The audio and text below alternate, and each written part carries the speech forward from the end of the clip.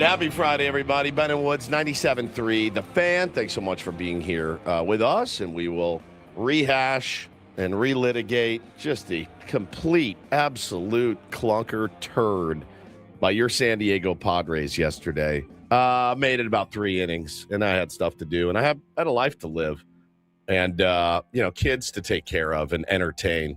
And, yeah, bro, come on. If you're not going to try, I'm not going to watch. You know what I mean? So at this point, get on the plane, get to Seattle, and good luck against those guys. You know, that's kind of how I looked at it yesterday. We'll talk about the game, certainly. I'm Woodsy. Paul Reindel's our executive producer. Here's the problem. I did not use a chip today.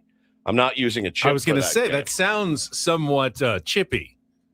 Way to start the show. It does sound chippy for sure, but when you only watch like 3 innings, you're like, you weren't even in it. You never had a chance from the first inning. When you have a 40-minute first inning as the starting pitcher, it's not going well for you. So I'm like, all right, they're not going to – I knew they weren't going to score. After that, they scored 1 run in the 9th. And I was like, I got stuff to do. I'm not using a chip on this turn. Forget it. You're sort of using a chip without using a chip. All right, fine. I'll use a chip. Were you tempted to use it? Did you just use a chip? Number 2 then, right now. You just convinced me. I wasn't mad until I started talking about it. Once I was ruminating on it last night, I was like, whatever, man. Let me introduce the show. We can get into this crap later. I'm Woodsy. That's Paul Reindl, executive producer. Good morning, Paulie. Hey, how are you? And Ben Higgins, your friendly neighborhood sports anchor, joins us as well. And yeah, very exciting, dude. I actually, Paulie made me chips or chits. See, G-Rad says that's a forced chip. I thought so too, but now I'm actually raging again. Like now I am furious. I honestly, I feel like if there was a day I was going to use a chip, it would have been this might have been the morning. Do you want one of mine? Because now I've got one now too. I have my own real chips. It's got Ben and Woods on one side. And it's got Woodsy screaming. A picture of Woodsy mid-scream on the other side. With smoke coming out of my ears.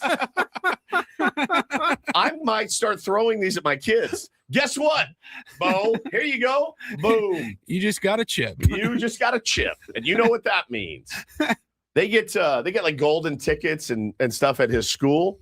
Yeah. You were a great helper today. You get a golden ticket. I feel once they've been played, these are collector's items now. Yeah. Once they've been played, we should give them away. Let's bring the chip you just played to Park 101 on Saturday, tomorrow. I haven't decided. Did I use one or did I not? I think you used one. I wasn't. Well, we can. Well, I'll use mine. I'll use mine then. Yeah, I've got an extra one. Yeah. I will use mine today. All right. I had to order 25 chips. I really only needed one because we could just use the same one every time. Ben wants to give them away now. But now, Ben, here's what I'm getting tired of. And we can talk about this when we get into the game. But I am very tired of assuring everybody that things are going to be okay and that Manny Machado and Fernando Tatis Jr. and Jackson Merrill are going to start hitting. I know. Because they're making me look bad every single day when none of them start hitting ever. And I am starting to get frustrated. So that's my chip right now. Guys, I've got your back. You know that I will polish anything here, but you're making me look bad with this continued lack of offense. The futility is very frustrating. It's massively frustrating, massively frustrating. And there's only so many great pitchers you can run into. Like, welcome to the big leagues, guys. Again, the record could be so. How did we beat Mizrowski? How did we win that game? We didn't. I know we didn't. We got dominated but like he pulled his quad the game and that we won. But you beat Uribe, who's pretty good. You beat him off a closer. He's pretty good. Yeah. So I don't know, man. There's no defense really for any of these guys right now. It's as bad and piss poor as we've seen offensively. But they also happen to be the most exciting team in baseball. Make it make sense to me in my head. Who's more exciting than the San Diego Padres? With all the late walk-offs and late inning heroics, who's more exciting than them? Mason Miller coming in the 9th. Now, 1 through 7, 1 through 8, as far as innings go, they make you want to rip your hair out. And the numbers bear that out. And we'll get into that. I don't want to do this here, but I did want to show everybody the new chips. Paulie, thank you. Those are sick. I'm glad you like them. Yeah, I don't know if I want to give these away. I kind of like them. Like, kind of cool. I'm bringing one to Park 101 tomorrow. Well, what's going to happen is I'm going to use a chip, and Ben's going to be like, all right, now you have to mail that out to this guy in a self-addressed stamped, send me your self-addressed stamped envelope. I'm going to be down at the post office again. Be like, I'll get roped into this. How was everybody's day yesterday? Because after I went to the gym and got a workout in. And then I went and had lunch at Lazy Acres because they have that delicious. At the grocery store. Yeah, they have the bar. Oh, my God. It's so good. The chicken. You got a poke bar. They got hot foods as well. You I just can go to really the salad get bar. Anything, but They don't have croutons, though. I will say. There was no on National Crouton Day. No. They did not have croutons for you. They had all kinds of other stuff you could put on there, like sunflower seeds and what. I was like, they have a whole bakery. Could you not just, find something crouton-like and put it on your salad? Yeah, I just I went to there and I had a salad and with some chicken and I like the hard-boiled eggs. What kind of dressing did you put on? Green Goddess. Green Goddess. Yeah. That's a weird choice. Green Goddess. Delicious. It's a weird choice. No, it's delicious. You ever had it? I've had it. It's really good. It's really good. I was thinking, just some weirds me out because of the color a little bit. Why that it's green? Yeah. This one's different. This isn't like 7 C's green goddess. Electric green. It's a little more. No. Okay. A little more homemade looking. More muted. Okay. Yeah. This is it's Lazy Acres. So what is in Green Goddess? I don't know. It's organic. Anyway. So I eat the salad and I'm watching the game at Lazy Acres on my phone. Ball 4, ball 8, ball 12, ball 16. And I'm just sitting there seething. Go ahead. Green Goddess dressing. Creamy, tangy, and herbaceous salad dressing made from a blend of fresh herbs like parsley, chives, and tarragon, mayonnaise or yogurt, sour cream, garlic, and lemon juice, often with anchovies for umami depth. Yeah. No, I didn't taste the anchovies, but it was really good. It was really good. It's like the organic. It's the organic brand that they have. It's probably made with yogurt. It was fantastic. All right. So I crushed that and I was watching the game, and I'm watching, going, what? I thought to myself, I did not have a little leaguer that walked 4 in a row this year. No BS. I did not have a little league pitcher in their first year in kid pitch walk 4 guys in a row. Not one. Not one time did it happen. 3, but never 4. And we walked in a run, sure, but we did not walk 4 in a row to get there. So that's pretty pathetic, actually. Pretty pathetic with a chance to win a series win a series. So that put me in a bad mood. So then from there, I had to go meet the missus, marriage counseling, right into that. Oh, and nice. it was a nice distraction because I go, all right, we're already getting our ass kicked. Like I don't feel like I'm missing anything right now. Look, if you're going to walk 4 in the first inning and really just be out of it from the start, yeah, I'll take it at 9:40 in the morning. 100%, dude. 100%. I was able to just be like, cool, it's 10:15, and I don't have to worry about this game anymore. 10:40. 10:40. Sorry, yeah, 10:40. T.O. Mel wants to know WTF is Lazy Acres, just so everyone is aware. In other places in the county, you have things like Vaughn's and Albertsons. We have that too. When you go to Encinitas, you have places called Lazy Acres where you go and you get basically the same things at 3 times the price. 3 times the price, right? Yeah, it's really good though. I go for the salad bar. It's really good. Isn't it like a Sprouts? Yeah, but it's way better than Sprouts. It's a Whole Foods. It's just a little, it's more expensive is what it is. Yeah. So we went to counseling. It was amazing. Always is. And after that, I was on dad duty. Hannah had showings in like Escondido. She was gone all day. So I said, all right, I got the boys. So I got Taylor first. He was laying down for his nap. And as his head hit the pillow, in walks his old man to spring him from preschool. And he was like he couldn't believe it. It was not planned. So he was just like, ah! So he was stoked. We went and ran a couple errands. Then we got Bo. And I had this wild idea. I said, let's go to the beach. It was an absolutely perfect day. It was just I saw the pictures. 73 degrees. And just as sunny as could be. And we live a mile from the beach. And I go, what are we doing? Because if we go home, it's going to be, oh, can I go play with my friends? Can I? And then I'm just sitting there. Like I said, man, let's go do something fun and productive. So we go to the beach. It was amazing. We had the best time. Saw the picture. Yeah. And I have to apologize. I assumed that was somebody else took them and sent you the picture. And you just posted it. I really didn't think that you would go to the beach with your children, which is crazy to think. But I'm surprised. I know that they like the beach. Yeah. And so I'm trying to do better about doing things that they like to do because, they're my kids and they're little. And I thought that was Gaga took him to the beach, right. texted you a cute picture, and you're like, oh yeah, I'm going to throw that up on Instagram. No, the interesting part was I got there and the waves were firing pretty good.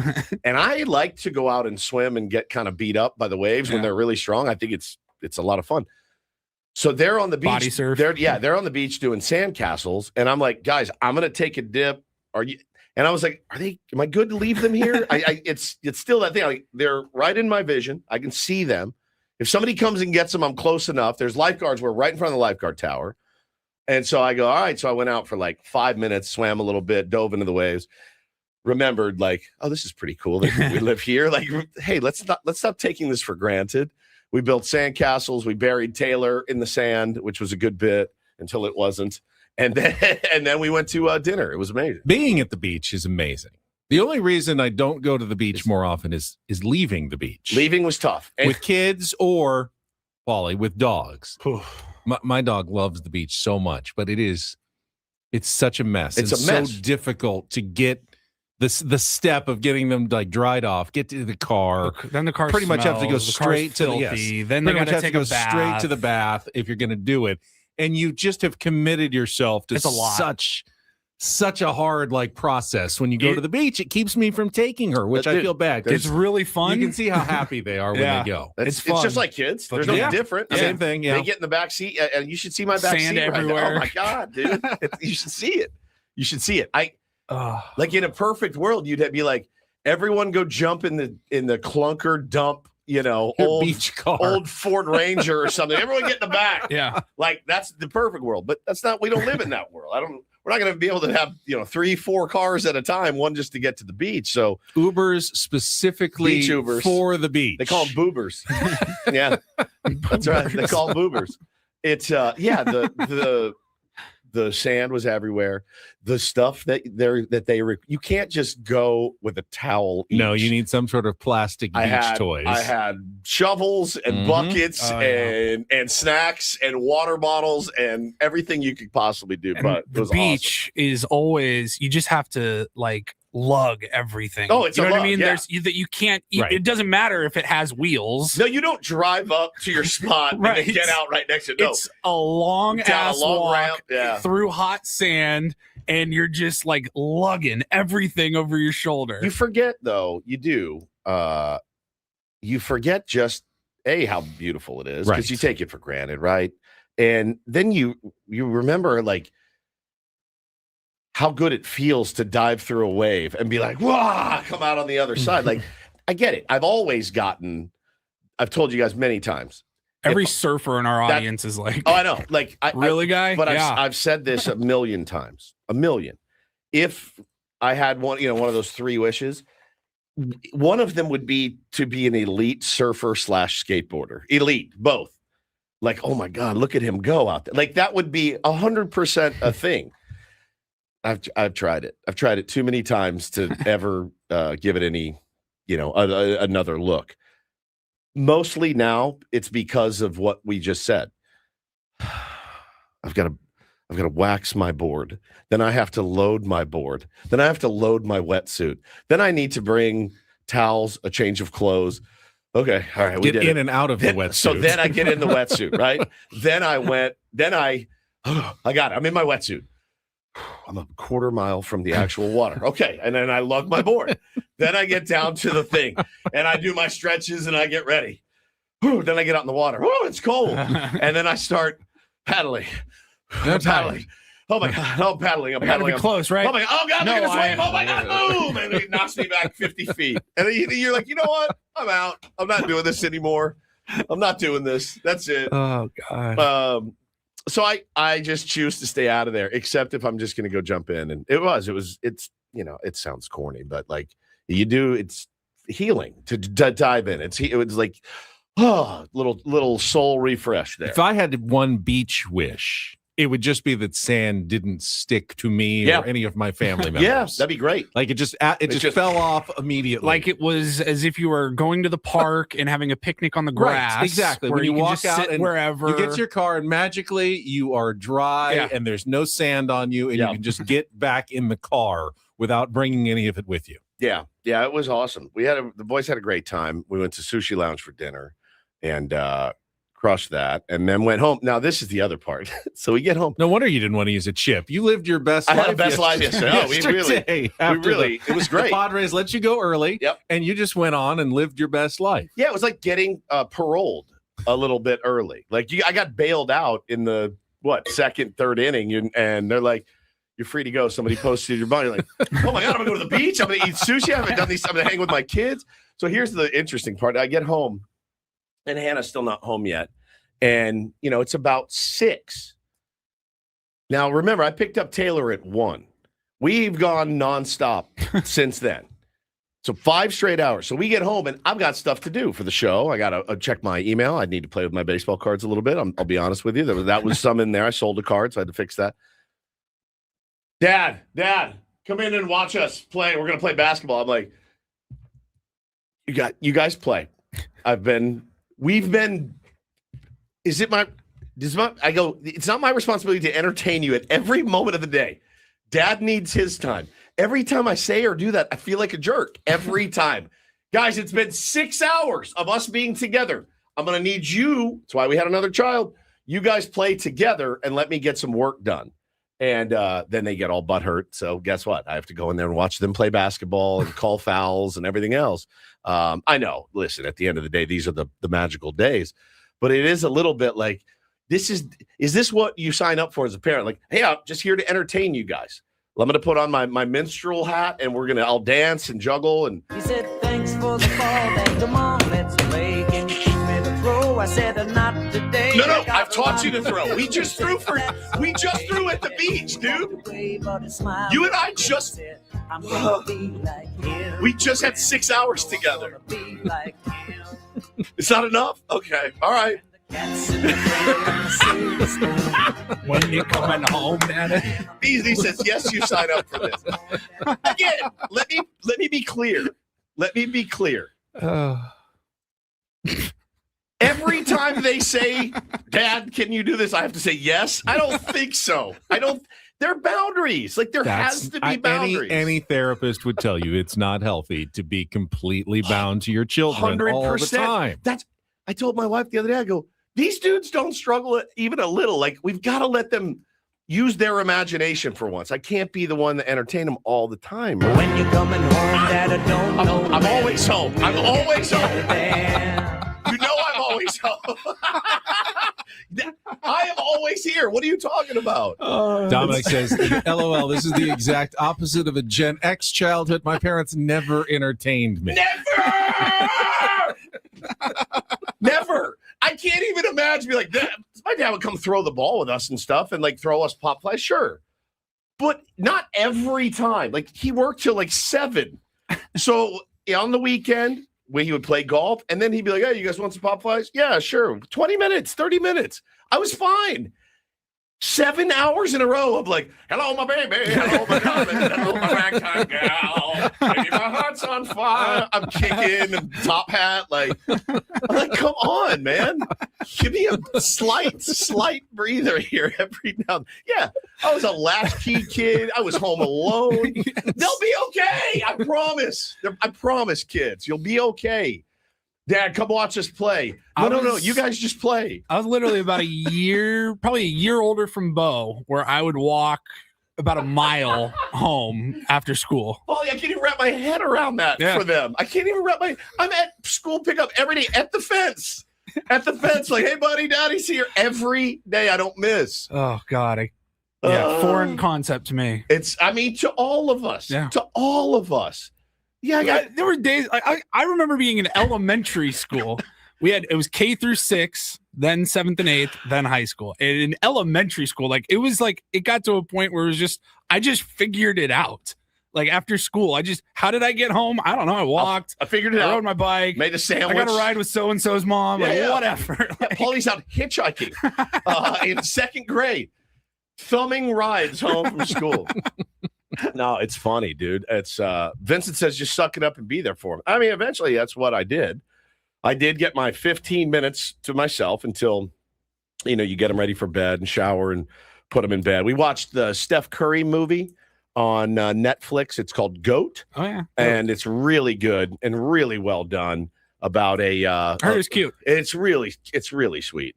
And they love it. So we watched that, and then it was bedtime. And then bedtime comes, and you're like, I got about 25 minutes to myself before I need to wind it down and be ready to go do a morning show. So, are your kids, are they Toy Story kids? Have they watched? Oh, yeah. They love fans? They love it. I just saw the trailer for the 5th Toy Story. That's right. There's another one coming. They're still churning those things out.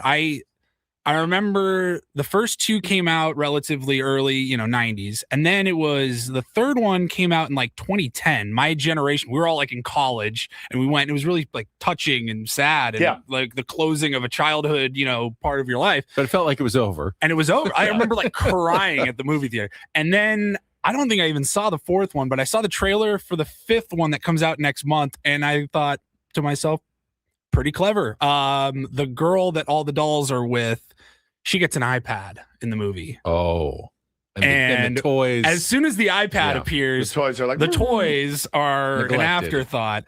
And I believe the toys and the iPads will be fighting in the movie. Right. I go, that's pretty clever. I bet my kids will love that. It's pretty clever. They will probably side with the iPad too. So just so you know, I'd imagine they'll end up being a pretty good message that comes out of all of it. If I know my Toy Story themes well. Yeah. No, it was a great day, dude. At the end of the day, it was magical, actually. Really, really fun. And you're like, oh yeah, the beach exists, and it really can kill 2 hours of and you can have a great time doing it. It was toasty though. It was a little toasty, and the water was a bit nipply. Well, would you dive into the waves these days? I would jump in. I think, yeah. See, my kids don't, just to get the sand off mostly. Yeah, mostly. My kids don't really like the water all that much. They run into like their ankles and then they run out. So I want to like it more than I do. It's weird. I like when I'm out there. Oh yeah, you love it. Once I'm out there, I don't like walking out into the water. Yeah. I don't like the idea of the stingrays. I kept waiting for a stingray because remember we talked about kelp. We talked about the Truman Show yesterday. Get some ewies touching my toes, and I kept waiting but the water was so clear and you could see the sandbars and everything. But I'm doing the shuffle and I'm shuffling, going, he's watching me right now, and he'd be like, send in the stingrays. Also send in a man of war. As I'm just like, running. I just pictured all of it happening. Find something that'll nibble on his ankle just to mess with him. I was waiting for the whatever it is tentacle. Yeah. See, like it's so fun though when you're just body surfing, catching a wave. I love it, but it may be irrational or not. The idea of just being out in the water, the open water, and not knowing what's underneath you, it just kind of freaks me out. It's tough to get over. It is creepy, dude. Something happened like in my 20s because I used to just go out there with my friends. We'd go, play basketball or play volleyball. You're in your 20s, right? Dude. You just run in. You don't care about anything, and then something happens, and you're like, there are sharks in there. There's stingrays. I can't really see. I don't know what's down there. I don't like this. Yeah, man. So it's good to be here today. I feel refreshed. It was great. It was a lovely day. For me, it's the double-edged sword. I was at work, which usually elite. Padres play while I'm at work. I get to watch the game at my desk, take highlights, put something together, but I can't pull the plug after the second inning like you did. So no beaching for watched the whole thing and, had to put together a story about how Griffin Canning couldn't throw a strike and the Padres couldn't hit. So I was stuck with it the whole game, and that's probably why I'm the one who feels more like playing a chip than you felt like playing a chip. I think the water washed all of my troubles away. I really do, and I recommend it to all of you. You guys are all laughing, going, "Yeah, dummy, we know. We've lived here forever. It's right there. Like it's just right there for anytime we want to go." Cost me $0 to go down there to the beach yesterday. It was fantastic. Thanks for the free advice, transplant. Yeah, thanks a lot, Dallas boy. We know, kook. All right, let's get started. It is a Friar Friday, a management report Friday. We'll set the menu, but I'll tell you, coming up at 8 o'clock AJ Preller, president of baseball operations, general manager for the San Diego Padres. Morning. Will join us on a Friar Friday. So we'll talk about his team. I will ask him about Ethan Salas and his potential for reaching the big leagues at some point this season, based on how he's been performing at AA, and much more. We'll get to our Padres crap up as well in our next segment. Getting started here on a Friday. Glad to have you with us, Tier 1's Ben and Woods on San Diego's #1 sports station, 97.3 The Fan.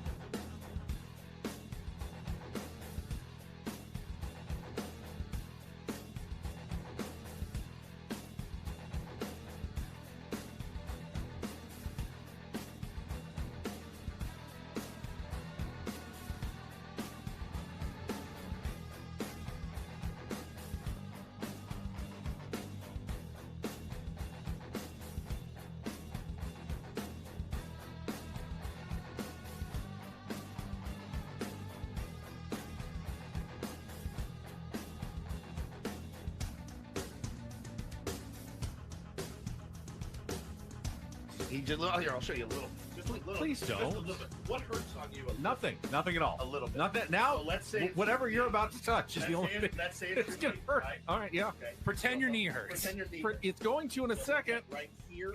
Oh, that is not pleasant. Hey, player, this is all yours.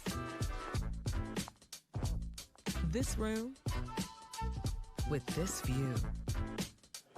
This speakeasy with this cocktail. Hey, could you make that too? The spa with this. Ah. and this pool on this roof. This is all for you. The all-new Hamul Casino Resort, now open.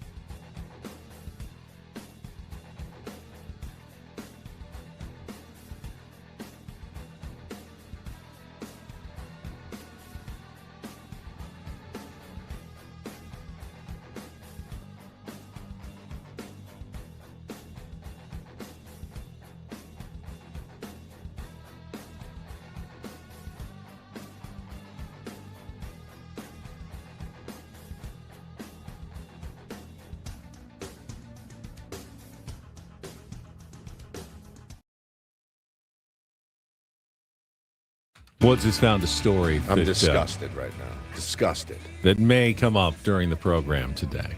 Have you confirmed? It's confirmed. Interesting. Yeah. Oh, it's going to come up today. Mm. Yeah, we're gonna hear about it now. We're gonna have to talk about it. I don't know that I can wait till don't do this. It's a good point. Yeah. Yeah, just lay it on us. Even before the menu. Article written. You know, I guess we'll wait and see, but it's been picked up by all the major outlets. Edwin Diaz, Dodgers closer on the IL right now, an avid cockfighter. A cockfighter? He's a cockfighter. Loves to cockfight. Can't get enough cockfighting. Says there's actually a quote from here where he says, "I feel safe here at the cockfight." He also signs autographs. Yeah, and poses for selfies in the cockfighting arena. I can come here and spend time with all my friends. I don't like being out on the street much. People here treat me incredibly well. The cockfighting arena is like my home. What? He's a cockfighter. I can't think of anywhere I would feel less safe than a cockfighting arena. I couldn't agree more. Arena sounds terrible. This is unbelievable. First of all, it's animal cruelty. Yeah, number one. We've seen that go poorly for professional athletes in the past. Cockfighting or animal cruelty? Animal cruelty in general. Well, listen, it's the Dodgers. So I didn't do it. My interpreter did it. Major League Baseball. Rob Manfred this morning, he's waking up in New York City and his phone's ringing. He's like, hello. Hey, Rob, we've got a problem in LA. What's going on? Do they need more help? Because I'll give it. Do they need more help? I'll give it to them. No, we have it's there's one of their players is a cockfighter. Excuse me? Yeah, he's been cockfighting. Okay. Like cockfighting. Yes, cockfighting. Okay. Well, we'll say that we're doing our due diligence and investigate. We'll find no evidence and we'll move on, like we always do. From the cockfighting. It's going to be hard to find no evidence if he's actually, the quotes are. I know. I love this. I feel safe and comfortable here. While you've got them on the line, go ahead and give them an extra roster spot too. Well, I just let them know, because of how awful this is. They spent all that money on him. He got hurt. He's been cockfighting in his spare time. Give them an extra roster spot and don't tell anybody. Right? It's straight. I joke and I kid, but I mean, it's kind of what it's been the last few years. So I'm repulsed by this behavior. Cockfighting is inhumane. It's inhumane, 100%. And he's like the ringleader of the cockfighters, apparently. Loves to be his favorite place on the planet. What are you doing around cockfighting when you make that kind of money? His favorite place on the planet is the cockfighting arena, not Uniqlo Field, right? I assume this isn't happening in Los Angeles. I don't know. I have no idea. I just know that, here we go again. Edwin Diaz, according to Spotrac, has about $87.5 million in career earnings. How much can you make cockfighting? Not that much. No. Not that much. All right, well, it definitely bears paying attention to what transpires investigation-wise. We've got a Dodger fan. He's furious in the chat. Lone specialist. Dodger talk, of course, little bro S. Listen, man, when you guys abuse animals and it's a national story, we're going to talk about it. And if it was the Reds, we would talk about it too. Now, real little bro S is being in a Padres chat in the morning. Just FYI. That's how a real little brother operates. We'd love to have you, though. Great. I'm glad you're here. Tell your friends. Tell your friends. But, you can all, just because it's your team, you don't need to defend their cockfighting. You can be a Dodger fan and be against cockfighting like a normal person would. That is, you know what I'm saying? Mind your own business. Don't worry about other people's cockfighting. That's right. You can love your team and be like, I'm disgusted with this cockfighting. Say no to cockfighting, Dodger fans. Say no, Dodger fans. Say no to all fighting for once in your life. But cockfighting, dogfighting, any of that stuff, like you don't need it. You can still love your team and not support cockfighting, right?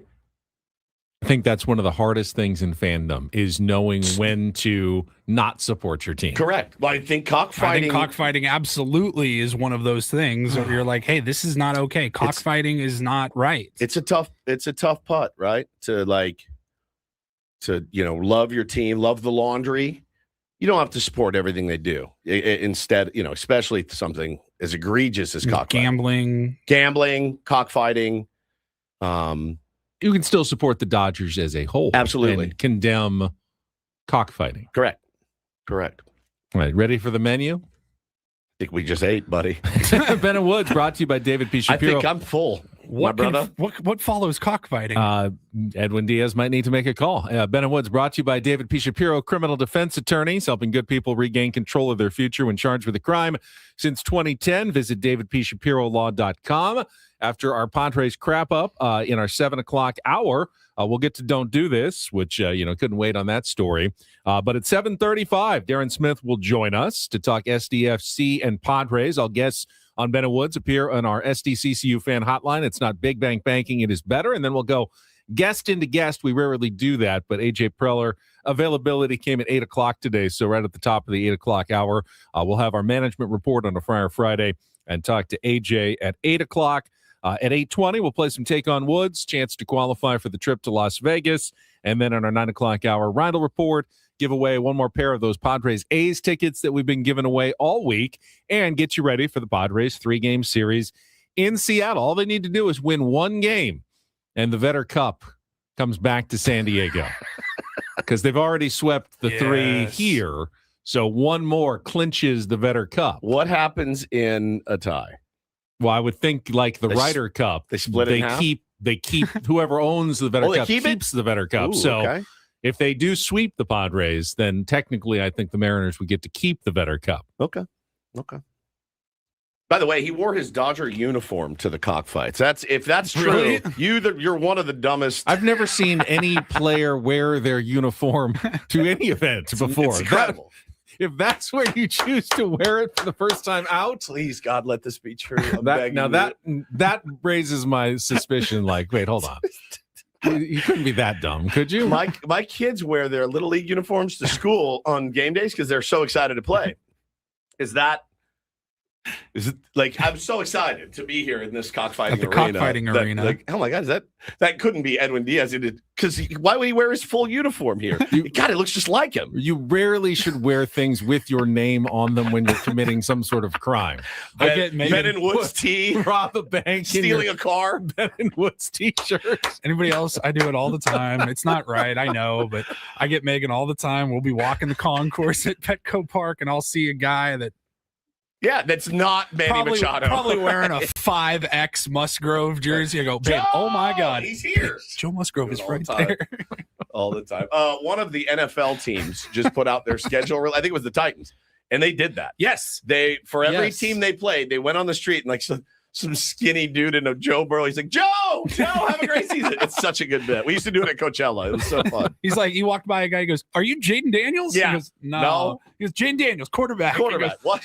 no, man. He's like, oh, you look just like him, bro. Sorry. It's so good. And then they're like week 6. They really crushed it. It was really fun. Titans are one of the better ones. They are. I watched about 10 of those yesterday. Yeah, I watched about 5 this morning. I will say that, a lot of team social media departments, it is their time to shine. I feel like the Titans really kind of started the trend of the videos. I feel like they were the first one that we all talked about. They had the one a few years back where it was like, dun-dun-dun, dun-dun-dun, they showed and they had the people on the street. They showed them a logo. What Brilliant. The logos were. Remember, that was so the Buccaneers, right? It's the logo, and the girl or a guy would be like, the pirate guys. Yeah, the pirate guys. Pirate guys, week 4. It was brilliant. I'd like to pull that up and watch it again. It was so good. But there's some that crushed it.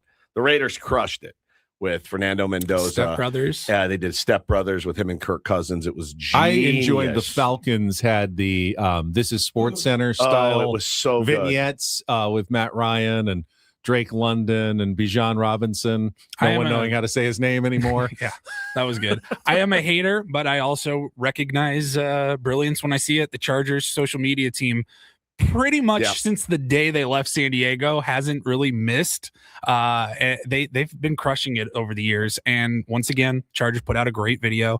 They did Halo, like original Xbox, Microsoft Halo, and that was kind of the theme for all the different opponents and everything. I thought it was great. Purple nails this, by the way, Benny. I think I remember he's right. If they tie the series, that's right. It's run differential. Run differential, right. And then it's home run distance. Well, you win. That's all you guys. Has anyone hit a home run in the Vetter Cup yet? I have no idea. We'll get into that game for sure. That series. It should be. Again, it's the big league. No, it's not home run distance. It's exit velocity, EV, for Eddie Vedder, the hardest hit ball. Oh, that's right, EV. If the run differential is tied, all right, we can do that. Then it comes to EV, exit velocity. Toddy hits 115 right to the second baseman. Ball, that's the winner. That still counts. That'll do it for you. That still counts. No, we'll get into that matchup too, because again, being the big leagues, there is no reprieve. Like you go from the nasty pitchers of the Milwaukee Brewers to the nasty pitchers of the Seattle Mariners, and then to the nasty pitchers of the LA Dodgers. You're going to have to get this thing righted. And it's not You're not going to be, there's nobody on the list that you look and you go, we can, at least we're going to have comfortable ABs and we can get right against that guy. Because it's just buzzsaw, one after the other. Look, if it was only the Skeens and the Scoobles and the Mizorowskis that get you, limit you to 2 hits or whatever, Bro, like so be it. But it's happening to everybody right now. I mean, you're not feasting on their 5s. Don't take this as I'm tipping my cap to Kyle Harrison, but he's really good now. He was not good.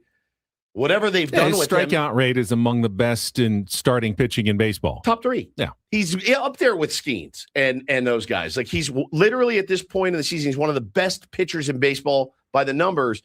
Whatever they did with him that the Giants couldn't do or that the Red Sox couldn't do, they did it in Milwaukee. And he's nasty. I mean, you looked at him yesterday. He's 97 from the left side, putting it where he wanted. This team, this offense, no prayer against that guy. Let's quickly go through it, get to our Padres crap up. Ben and Woods broadcasting live from the Bill House Studios. We know how. We'll get the lowlights coming up right after a check of traffic here on 97.3 The Fan. From the 855 Get Ross Traffic Center. Injured? Demand justice. Demand Jurowitz. 855GetRoss.com. In San Diego, the 94 westbound, a good drive from the 805 to the 5, but slow getting onto the 805 northbound. The 805 northbound, a slow trip between the 94 and the 15, then clear all the way to the 8. It's a shame if they lose. You got a problem. How did things play out in yesterday's game? Supremely stupid. It's time for the Padres crap up with Ben and Woods. Brought to you by Hamul Casino Resort. Hey, player, here's something to cheer you up. The rooftop pool's open, day passes are available, and the spa is calling your name. Hamul Casino Resort, the player's place. We'll give it 16 minutes of salt, and then we'll, get back on the pump and figure it out. This game has got to come to an end. Danning is ready. Here's the 3-2 pitch. Vaughn takes outside ball 4. Not even close, and a 4th consecutive walk will bring Turang home. It's 1-0. 3-2. The base is loaded, 1 out, and the pitch is hit hard on the ground right side. That'll find its way into right center, and a base hit. Contreras has scored. Sanchez is on his way.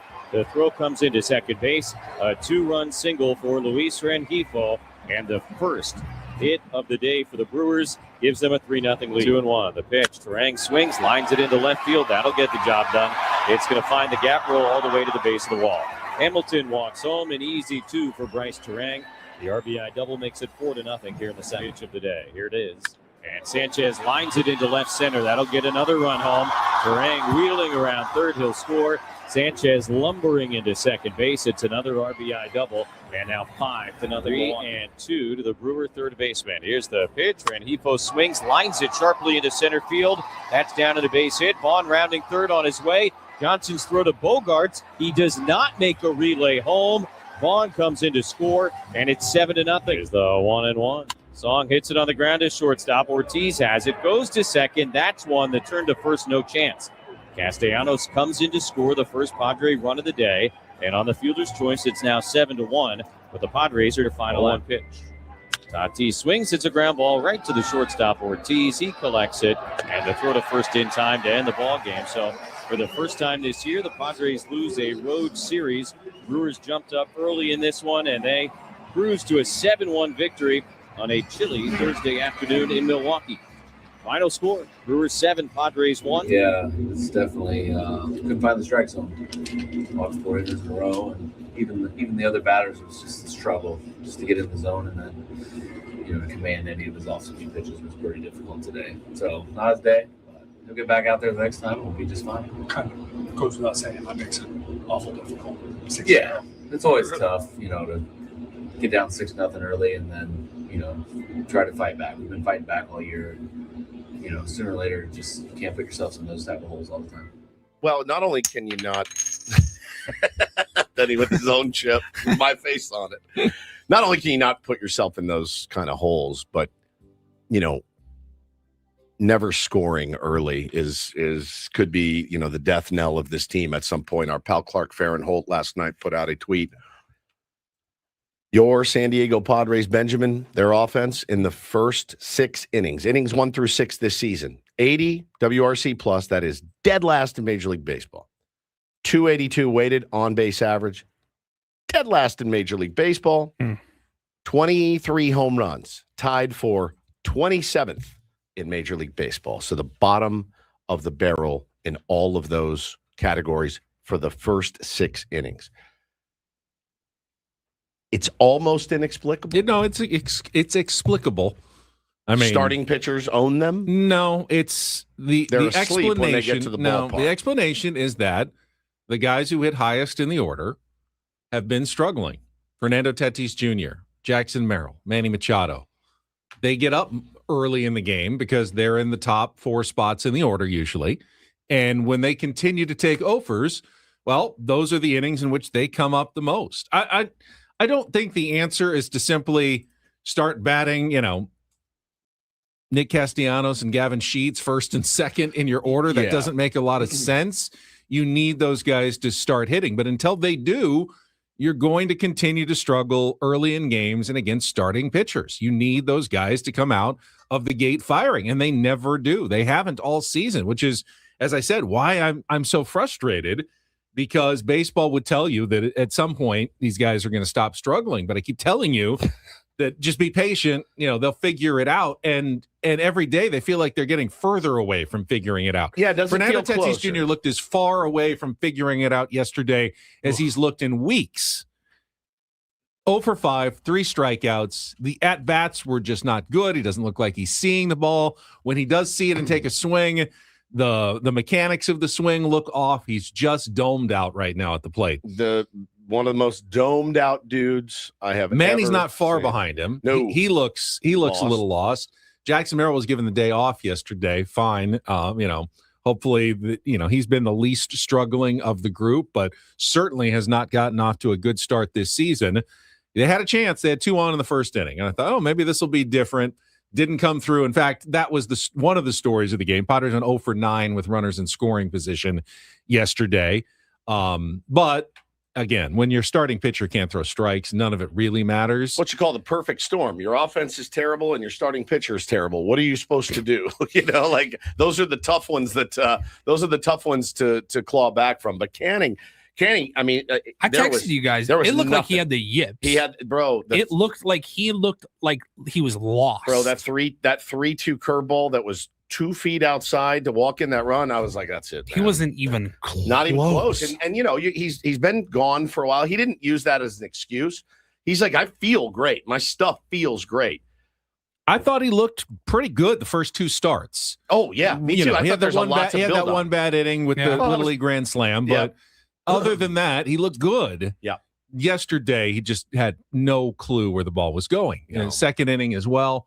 We'll talk about it coming up in our second hour, continue our Padres discussion before we get to Darren Smith and Don't Do This. It's all coming up with Ben and Woods on a Friday, Friar Friday, live from San Diego's #1 sports station, 97.3 The Fan.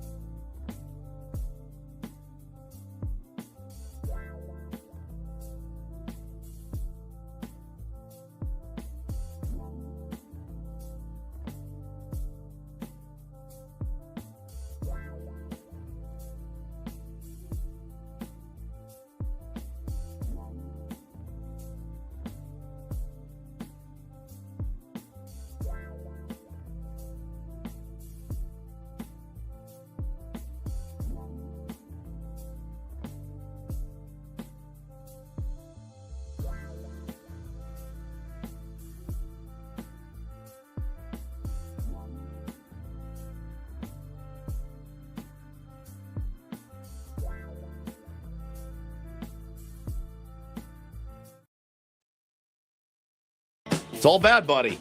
It's all bad. It's all bad. Everything feels bad. I think, well, let's talk a little more about Griffin Canning. Well, the chat's not helping me. I was in a good mood, and I'm reading all this going, all right, he's right. Oh, maybe he's right. Maybe you are what you eat, right? So I'm consuming all of this negativity, and now I'm becoming way more negative than I was when I came in. I was so ready to flush it.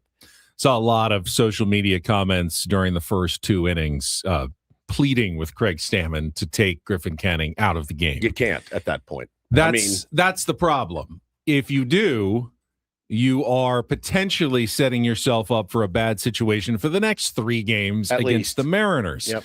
Right before 3 against the Dodgers. And they have no days off until when? When's their next day off, Paulie? After the Dodgers series. Next Thursday. So you got 6 more coming up. You don't want to torch your bullpen, and if there was a silver lining in the game, it was Ron Marinaccio, Yuki Matsui, and Matt Waldron getting through the rest of the game in pretty good fashion. They gave up 1 run in 6 1/3 innings in relief of Griffin Canning, but you can't just have that quick hook. You have to let your starting pitcher hopefully try to figure it out, give you 3 or 4 innings at least. Griffin Canning was unable to do that. Now, do I think this is indicative of what Griffin Canning is going to be for the San Diego Padres? I do not. In fact, I've pretty much come to the acceptance that in Major League Baseball, every pitcher in their first 4 or 5 starts of the season, whenever that is going to throw out a clunker. I mean, Paul Skeens had his early clunker. Yep. Yu Darvish used to give up, hey, this is a 9-run game for Yu Darvish, and they flush it and they move on. They have bad outings somewhere early in the season as they're trying to get into their groove and get locked in. And Griffin Canning, who started late, coming back from the Achilles injury, got 2 starts under his belt, threw in his clunker, and hopefully he can come back with better mechanics. I didn't see anything particularly wrong. They sent Ben Fritz out there. They, sent Freddie Fermin out there to try to talk to him, and they tried using different pitches. They went to breaking balls to see if he can get those over for strikes. He just didn't have it. When nothing is going across the plate, and you're facing a team like the Brewers, pretty disciplined, pesky. They're not going to swing and get themselves out. That's what they do. You need someone who is throwing strikes, and Griffin Canning was not doing that. 4 straight he walks. didn't have it. It's crazy. It's crazy. He just didn't have it. You just don't see it a lot at that level. You just don't. You don't see it a lot. There was no way to salvage the situation. If it was a playoff game, sure. We watched the first 3. He walks in that run. He's out. Might make the change then, but you don't do that in a regular season game in May. No, you have to wear it for your team because every pitch you throw is a pitch that somebody else doesn't have to. Every out you can scratch out is from a career mop-up man. It's so valuable to a team to have a guy that can come in and just go, I don't care what happens to my ERA or my arm. I just need to get outs for my team. However, I can get them so that I don't have to waste any more bullets down there in the bullpen with this 3-game series coming up against 3 nasty pitchers for the Seattle Mariners. And then 3 or 4 against the 4 against the 3 against the Dodgers, starting with Yamamoto and Ohtani in the first 2 games. I mean, there you go, right there. And I think, again, you got to give a lot of credit to what Matt Waldron did yesterday as well, coming off a very short rest. 1 day. 1 day rest, came in and ate, 2 innings at the end of the game. 2 innings at the end to save some arms. And I thank you, Matty Waldron. Now, I think the interesting news came out after the game, Benny, and we've kind of kicked this around in here. Do we believe what they're saying right now? And we're going to ask AJ Preller in 56 minutes, hey, what's really going on here? He's not going to tell us, but we are going to ask. So Craig Stammen after the game was asked about, Matt Waldron moving into the bullpen. I think there was a thought. I kind of had it. Yeah, they're torching him now because they're about to DFA him to make room for Lucas Giolito, who has not been announced but is expected to be the Sunday starter against George Kirby in the series finale in Seattle. Someone's going to have to, move off the roster to get Lucas Giolito in. But Craig Stammen after the game was pretty clear when he said, no, Matt Waldron's in the bullpen now. We expect him to be in the bullpen tomorrow and for the foreseeable future moving on. That implied that Matt Waldron was not going to be the player that they DFA'd or made a roster move to bring Giolito up. There aren't a lot of other choices, though. If you don't send Matt Waldron off the roster, then who is it? The guys who have options to send down are Jeremiah Estrada, Mason Miller. See you, bud. And Bradley Rodriguez. Enjoy El Paso, pal. The only one that you could even make really an argument for right now would be Bradley Rodriguez. Though you just can't, because he's younger and you just want to save some of his bullets for later in the season. It's possible that's what the Padres are going to do, but Bradley's been really, really good and really, really valuable for your team. He's got a 1.74 ERA and 18 appearances. I said it earlier in the season. I understand the business of baseball, not as well as some, but I do know, options are very valuable for a team. Bradley Rodriguez gets sent down. That tells me, I don't know how serious you are about winning, because we need a long man in the bullpen in Matt Waldron, because we may get blown out. It feels like the long man comes in a blowout, or he comes in when you're getting blown out. We're not blowing anybody out. So it tells me I need somebody in case the Dodgers put up 12 on us, right? To come out and eat innings. And that's what Matt Waldron's going to do. But also, conversely, if you're battling the Dodgers, Ben, and you need a right-hander to come out of the bullpen and get outs in the 6th inning, who's better than Bradley Rodriguez at doing that right now? Not very many.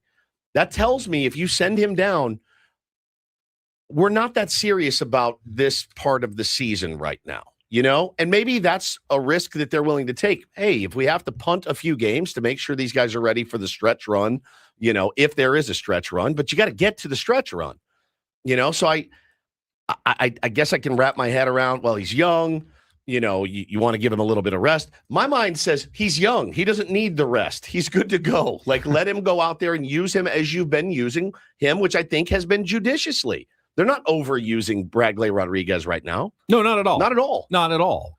And you'd still need to use him if you send him down to AAA. Yes. Yeah, you wouldn't just not pitch him at all. You'd pitch him less. You could go maybe once an inning or two a week. But wouldn't you rather have those innings come with the San Diego Padres? And perhaps all of this is a bit of a head fake.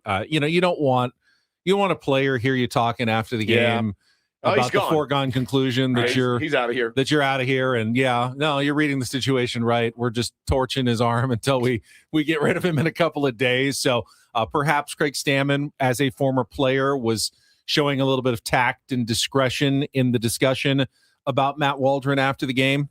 Okay, yeah. AC, just now, no.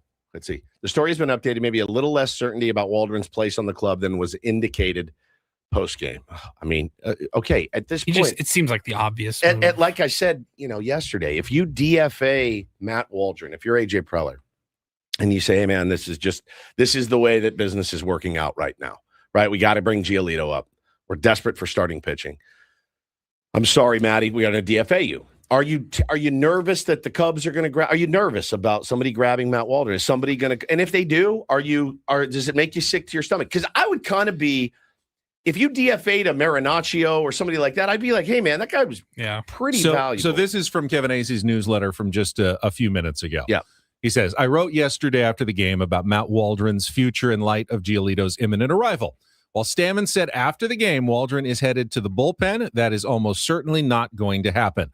Waldron pitched 2 innings yesterday in relief, and the Padres will want coverage in the bullpen the next 2 games before Giolito is activated.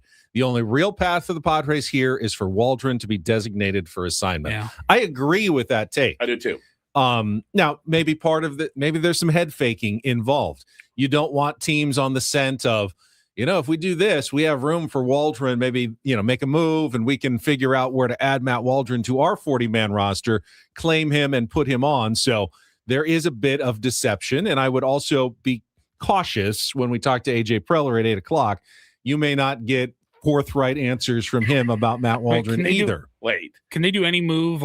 They can't do any move today, though, really, for him, right? Yeah, they could. They could bring Kyle Hart back up or something like that as a long man in the bullpen. You need a long man tonight. And if Randy Vasquez doesn't have it and you got to take him out, you burned 3 of your long men yesterday. I don't think Marinaccio, Yuki Matsui, or Matt Waldron can pitch today. No. And you don't want to be using, Adrian Morejon for 2 or 3 innings when you're down 5 runs if that happens. So you need a long man in the right. bullpen No, today. I agree. So would you DFA Waldron today? Yes, I would do it today. Move Kyle Hart or whatever. I would bring up someone temporarily before and then make another move for Giolito on Sunday. Yeah. That's what I would do. Yeah, so Because Waldron ain't pitching today. No, Marinaccio threw 52 pitches yesterday. He's out. Right. Yuki Matsui threw 26. He's out. Who else pitched? Just Waldron. Yeah, they don't have him on the bullpen, but he threw 2 innings, which was again so valuable. You have after one day today, and that's about it, unless you make a move for potential, innings eating help. Now, hopefully they don't need it, and Randy Vasquez goes 7, but you have to be prepared in the eventuality that he doesn't. I mean, is this right? Adrian Morejon has not thrown a pitch since Sunday. He's been off for a few days. Yes, one pitch. He threw 1 pitch on Sunday. Got the 1 pitch. All right, he's rested. Yes, so he can go 2 in a close game. Yeah, the high leverage guys are plenty rested now for the Padres for what hopefully will be locking down wins against the Mariners. But you have to be prepared. Randy Vasquez could take a comebacker off the knee in the first inning and go, I feel okay, but limping. Let's be careful. Let's bring him out. What do you do the rest of the game? You need to make a move today to bring up another arm for your bullpen. I'm almost certain, no doubt, that they're going to have to do that. Okay. Then it could be Alec Jacob. It could be Kyle Hart coming back. Yeah. They have whoever. David Morgan. I mean, you have other options in AAA that you can bring back up. I don't know who it's going to be, but someone has to come up. And the only thing, as Kevin Acee wrote, and I agree, the only thing that really makes sense is DFAing Matt Waldron and hoping passes through waivers and you can send him to AAA. But there's a chance, maybe a good chance, that he won't, and you're going to lose Matt Waldron today. If that happens, I think. Thank you, man. Yeah, no, 100%. But I was just thinking about why even if you're Stammen, why even say that last night? Just for. I don't know. It's why not just be like, we're not sure. I don't know what AJ's doing. Game just ended. I have no idea. Why not just push that one aside? Craig, too honest or too worried. I'm not going to hold it against Stammen. But he's a former player who knows what it feels like to be sent down, to be DFA'd. He's lived through that, so he's going to be very tactful. And maybe when he talks about his maybe players. he didn't know. Maybe he doesn't. Maybe he didn't know. It's possible too, but. I think playing it out like we just did, it's the only path that makes sense. And for him to he's smart enough to know I don't have a spot for Matt Waldron in my bullpen for endless periods of time, the way I'm implying that he's going to be there for a long time. Yeah. He's smart enough to know that that's not really realistic. Yeah, maybe in a dream world, you never know. Someone else gets hurt today and all right, Matty, you've been reprieved. Someone goes on the injured list. Hopefully not. Right. But that could happen. So, you're never going to say, yeah, he's gone. We're done with him until you have to make that move. Crony's got to be getting close too, yeah? He's gone to 7 days, whether his symptoms have 7 days subsided. could take however long it needs to. He's got to get through the symptoms and make sure he doesn't feel that hangover feeling when he gets up. And I think independent league doctors have to pass him. Got it. It's not just, hey, I'm ready, or I feel good. Yeah. Padres say it. Now he has to pass protocols. I'm sure AJ can give us an update on Jake. Yeah, we can ask him about how Jake's feeling. Joe, Nick. I haven't heard really anything on them. Very quiet. Very quiet this month. Somebody asked in the chat, Johnny Brito still around? He has started, I believe I read, he has started throwing and getting, built up to start at some point this season. Or come out of the bullpen. So that could be an option later in the year as well. Yeah. Padres have some pitching depth. It's just, they don't have the roster spots for all of it. Hard to maneuver it. It's hard to maneuver it all. And now that they've added the rules about maximum number of options each year. It used to be you could just bring a guy up as many times as you wanted and send him down. Now I think it's 5. So you've got to be judicious. You got to spread it around too. You can't always be sending Kyle Hart back up and down. You've got to move it around for different players, which is why we've seen Estrada, Morgan, Hart.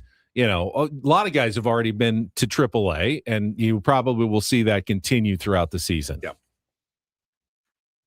All right, let's take a quick timeout. When we come back, we will get to Don't Do This. I don't know if we want to expand on your Edwin Diaz story that you brought up earlier. I mean, if I have to talk about cockfighting again, I'll do it. And I've got someone who could have been in the lead of the PGA Championship if not for an incredibly boneheaded mistake. This is incredible. Yesterday. We will get to that coming up next. with Ben and Woods on San Diego's #1 sports station, 97.3 The Fan. First, though, as we head into the weekend, if you're thinking about your summer, Woods, you went to the beach yesterday. Yeah. You want to enjoy the beach with a better you this summer, may I suggest a trip to sdfatloss.com.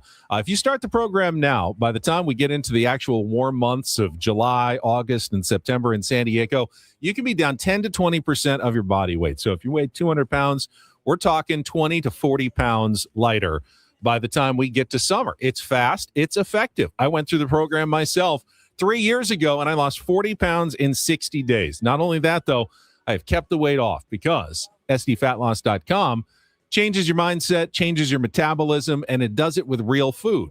I had done other programs where I had ate 5 bars a day instead of meals, but as soon as I started eating food again, boom, weight comes right back on. You can try the GLP-1s, but if you stop the injections, boom, the weight comes right back on. With sdfatloss.com, it's different. They teach you a different way to think about food. It just changes like your hunger. My hunger is different than it used to be. Find out for yourself. Set up a free consultation by going to sdfatloss.com. And when you sign up for the program now, the one-time cost for the program, take $200 off that cost. Is not ending. They don't ask you to buy other things. Just the program. That's it. Lose the weight. Keep the weight off by going to sdfatloss.com. That's sdfatloss.com. Results may vary.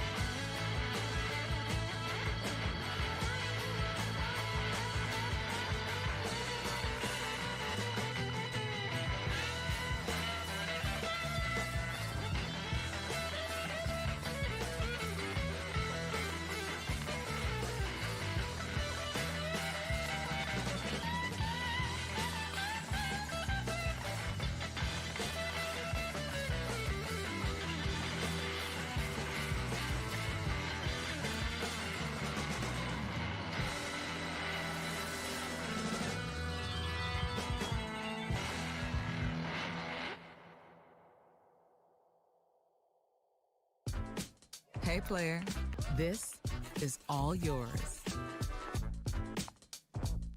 This room with this view. This speakeasy with this cocktail. Hey, could you make that too? The spa with this. Ah. And and this pool on this roof. This is all for you. The all-new Hamul Casino Resort, now open.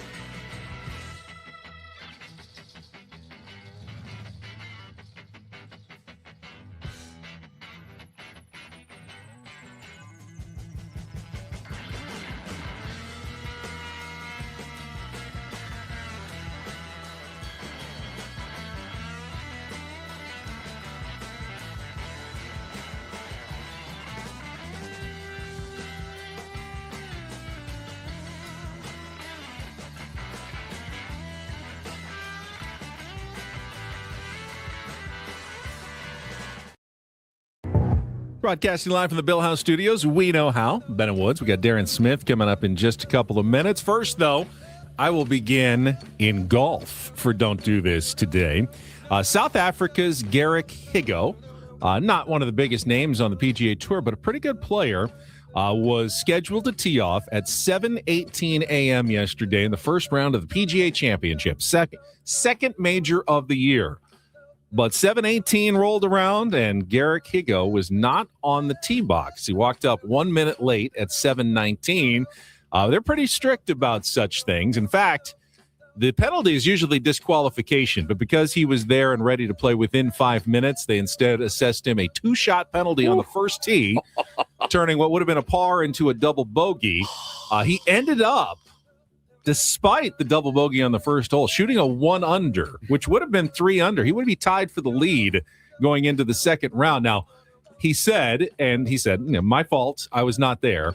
He was at the putting green, which is right next to the first tee, just rolling the last couple of putts, and then big crowds kind of jumped in before he was able to get to the tee, and he couldn't get there in time. But it's usually pretty easy. If you know you're teeing off at 7:18, the last group was at 7:08. You jump on the tee at 7:09 after they tee off, and you stand around and you greet the other caddies and the players, and you shake hands and you do all that. He waited way too long. Oh my God. And he got penalized for it, but good for him on bouncing back and at least not letting it affect his round and still in contention at the PGA Championship. Yeah, that's a pretty inexcusable mistake. Just 22 years old, by the way, right? 22 years old. Young guy. He looks like a streamer.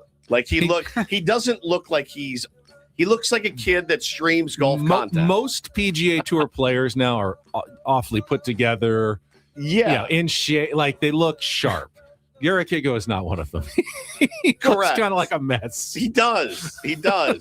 And he didn't take full responsibility. Oh my God, you know what I mean? Yeah, he looks like a streamer, doesn't he? Throw in the John Rahm too. I'll throw in this as well. So John Rahm, who has kind of disappeared off the map when he went to live, got all the money, but doesn't get to play much on the PGA Tour. He hit an approach shot on the 7th hole and was not happy with it and did the golfer frustration thing where he took another just hard swing and hit a divot into the ground, and it flew up and hit a volunteer in the face. Oh, my God. Now, Rahm, as we all do, when we do something dumb, out of frustration. And then we realized, oh, no, we just affected someone else. He immediately went, that was my bad. He apologized profusely and realized, he made it much, much worse. His quote was, "I couldn't feel any worse. I was there apologizing. I need to somehow track him down to give him a present because that's inexcusable." And something like that could be completely avoidable. I mean, there's this sweet old man, and he's standing there going, holding his face. And there's Rom like, "I'm so sorry. So sorry, dude." I threw a bat one time, and it went into my on-deck batter. Ryan is his name. And Ryan is about 6'5", 6'6", like 260 of muscle. Weird that I was hitting in front of him. It makes no sense at all. Unless you were 9 and he was 1. Maybe. I must have made the lineup that day, but I K'd looking weird and gave the old bat flip, and it was like hurdling. And I turned and I saw it like, doo, doo, doo, doo, doo. And he jumped over it and was like, "What the?" And I'm like, "It's probably one of the worst things you can do on a baseball field to a teammate." Total idiot. Just a total. I just went full Dalton Rushing on the whole thing. Boy, man. that just sobers you up quickly, though. You're sober immediately. You're no longer angry. Now you're just embarrassed. You're mad at yourself, if anything. And with Ryan, I was like, he might kick my ass. He really might mop the floor with me. I would run. And if he did, I would deserve it. Isn't it crazy how fast, though, your body can change from furious, angry, furious, whatever, to immediate whatever, guilt, remorse, concern, embarrassment. Yeah. Oh my gosh. Well, you missed it earlier. We had this breaking news at about 6:20 this morning, 6:30 this morning. Dodgers closer Edwin Diaz in a little bit of hot water as he's been photographed at some cockfights down in Venezuela, and so. He, along with a couple of jockeys, Ben, the Ortiz brothers, they're pretty well-known jockeys. They just won the Kentucky Derby. Won the Derby. Yeah, apparently they're all just way, way, way into cockfighting, and it has been confirmed.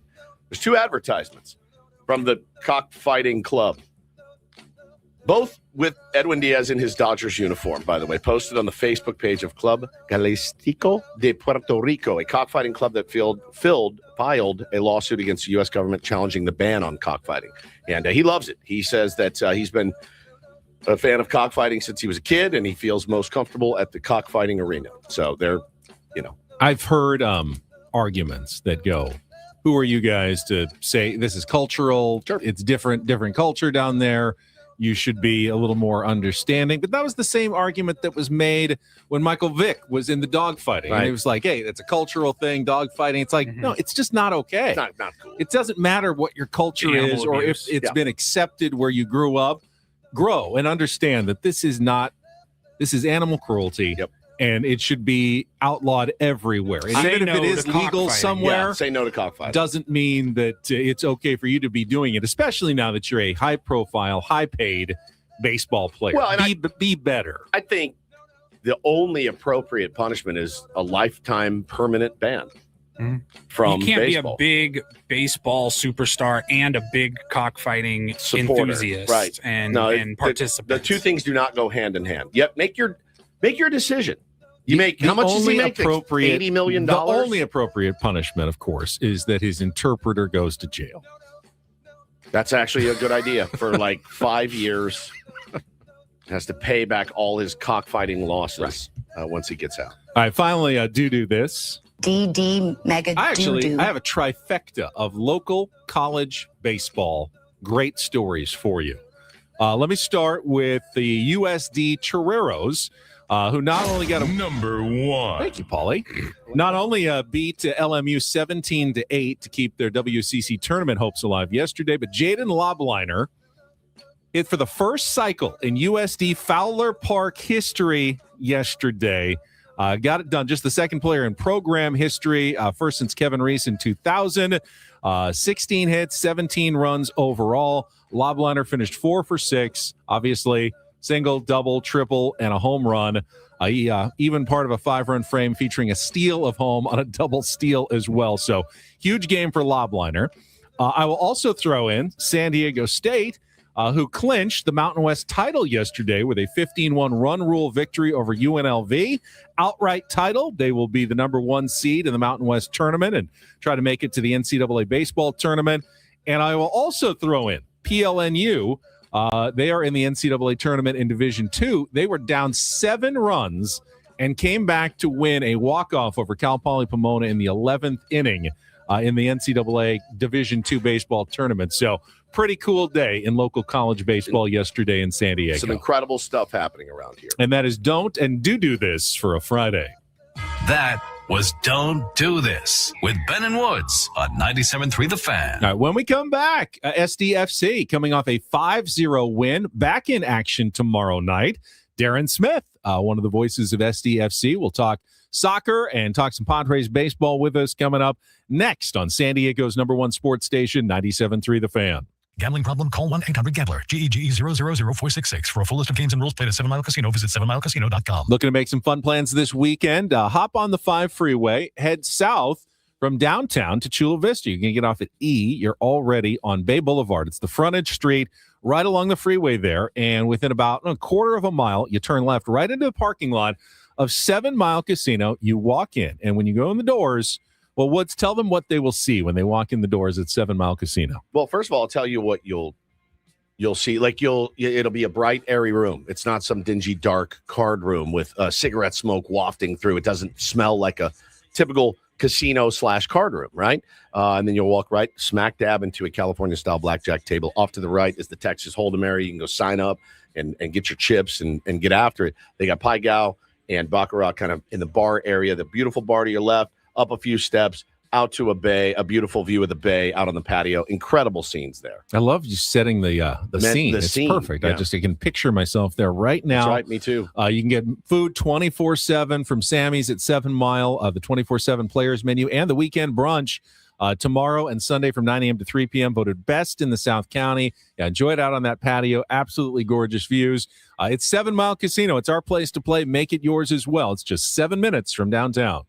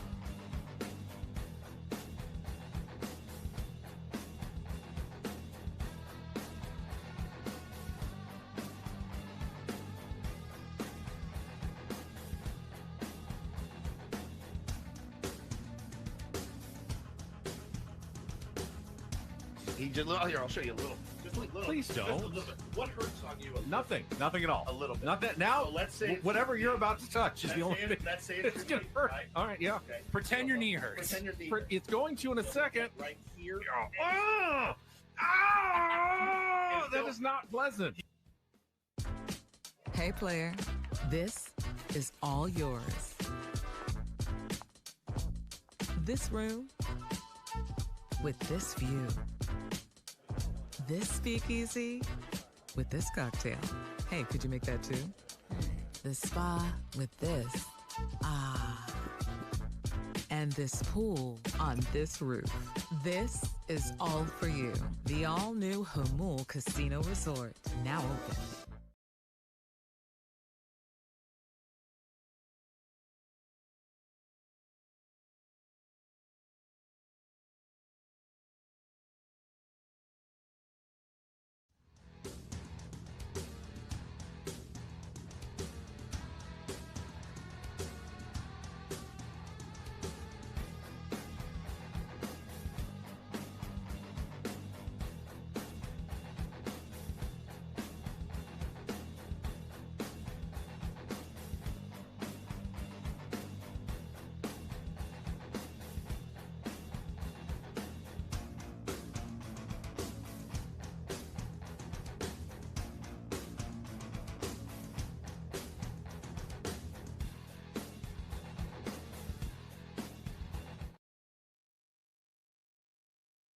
Ben Woods brought to you by David P. Shapiro, criminal defense attorneys helping good people regain control of their future when charged with a crime. Since 2010, visit davidpshapirolaw.com. I would imagine a few sighs of relief breathed at the Sharp Healthcare Performance Center in El Cajon this week after the 5-0 win over Austin on Wednesday night. SDFC needed that one badly, and they looked pretty good. I'm going to talk to Darren Smith all about it right after a check of traffic here on 97.3 The Fan. From the 855 Get Ross Traffic Center. Injured? Demand justice. Demand Jurowitz. 855GetRoss.com. In San Diego, the 75 is all brake lights getting to Coronado because of a couple of accidents on the Coronado Bridge. The 5 northbound and the 805 northbound, both sluggish approaching the 15. This report is brought to you by Valvoline Instant Oil Change. Summer driving season's almost here. Stop by Valvoline Instant Oil Change. They'll check your tires, lights, and essential fluids with any oil change. Stay in your car. No appointment needed. Visit SoCal Oil Change for coupons. Valvoline Instant Oil Change. Your 15-minute drive-through oil change. Darren Smith joining us right now on our SDCCU fan hotline. It's not big bank banking. It is better. And Darren has been in sports media for a long time. So I want to ask him a question on how, when he covers a team, you often hear optimism from the team. If things are going poorly, hey, we're close, we're going to turn it around. We keep hearing it from the Padres. Hey, these guys are going to hit. The offense is going to come at some point. We're not seeing it. Heard the same thing from SDFC, Darren. Playing better, just not getting the results. It's going to come. Here it comes. Well, it did on Wednesday. When do you believe teams and when do you not believe teams? Wow, great question. Yeah, I mean, I didn't want to come across like I was saying things that I didn't actually believe because I've been on the other side of this so many times. There were times where SDFC did play poorly. They didn't play well against Real Salt Lake. They didn't play well against San Jose. Yeah. And, yeah, you know, you can't polish those turds. So, Ben can. You know, are you guys not hearing me? Ben can. Yeah. No, we got you. Oh, okay. Yeah, we got you. So, yeah, I mean, I'm not trying to, like, you know, I was just calling it like it was, but I believe there was a better version of the team in what it was that we saw out there. I totally thought last week, you know, when I said that the way they performed against Seattle was, you know, that's good. That's a really, really good point to win away on the road. Like, they should be happy with that. Two things can be true. You can be happy with that result, and you can also feel like it's coming at the end of a 10-match winless streak. So, you know, it feels a little, you know, tedious to talk about it. But, yeah, I mean, you know, there were times where this team didn't play well, and there was times where this team over the streak, over the 67 days between wins, where, you know, you could say, like, the red cards, the suspensions, the poor play, the mistakes. They had more mistakes in the league that led to goals than anybody else in Major League Soccer.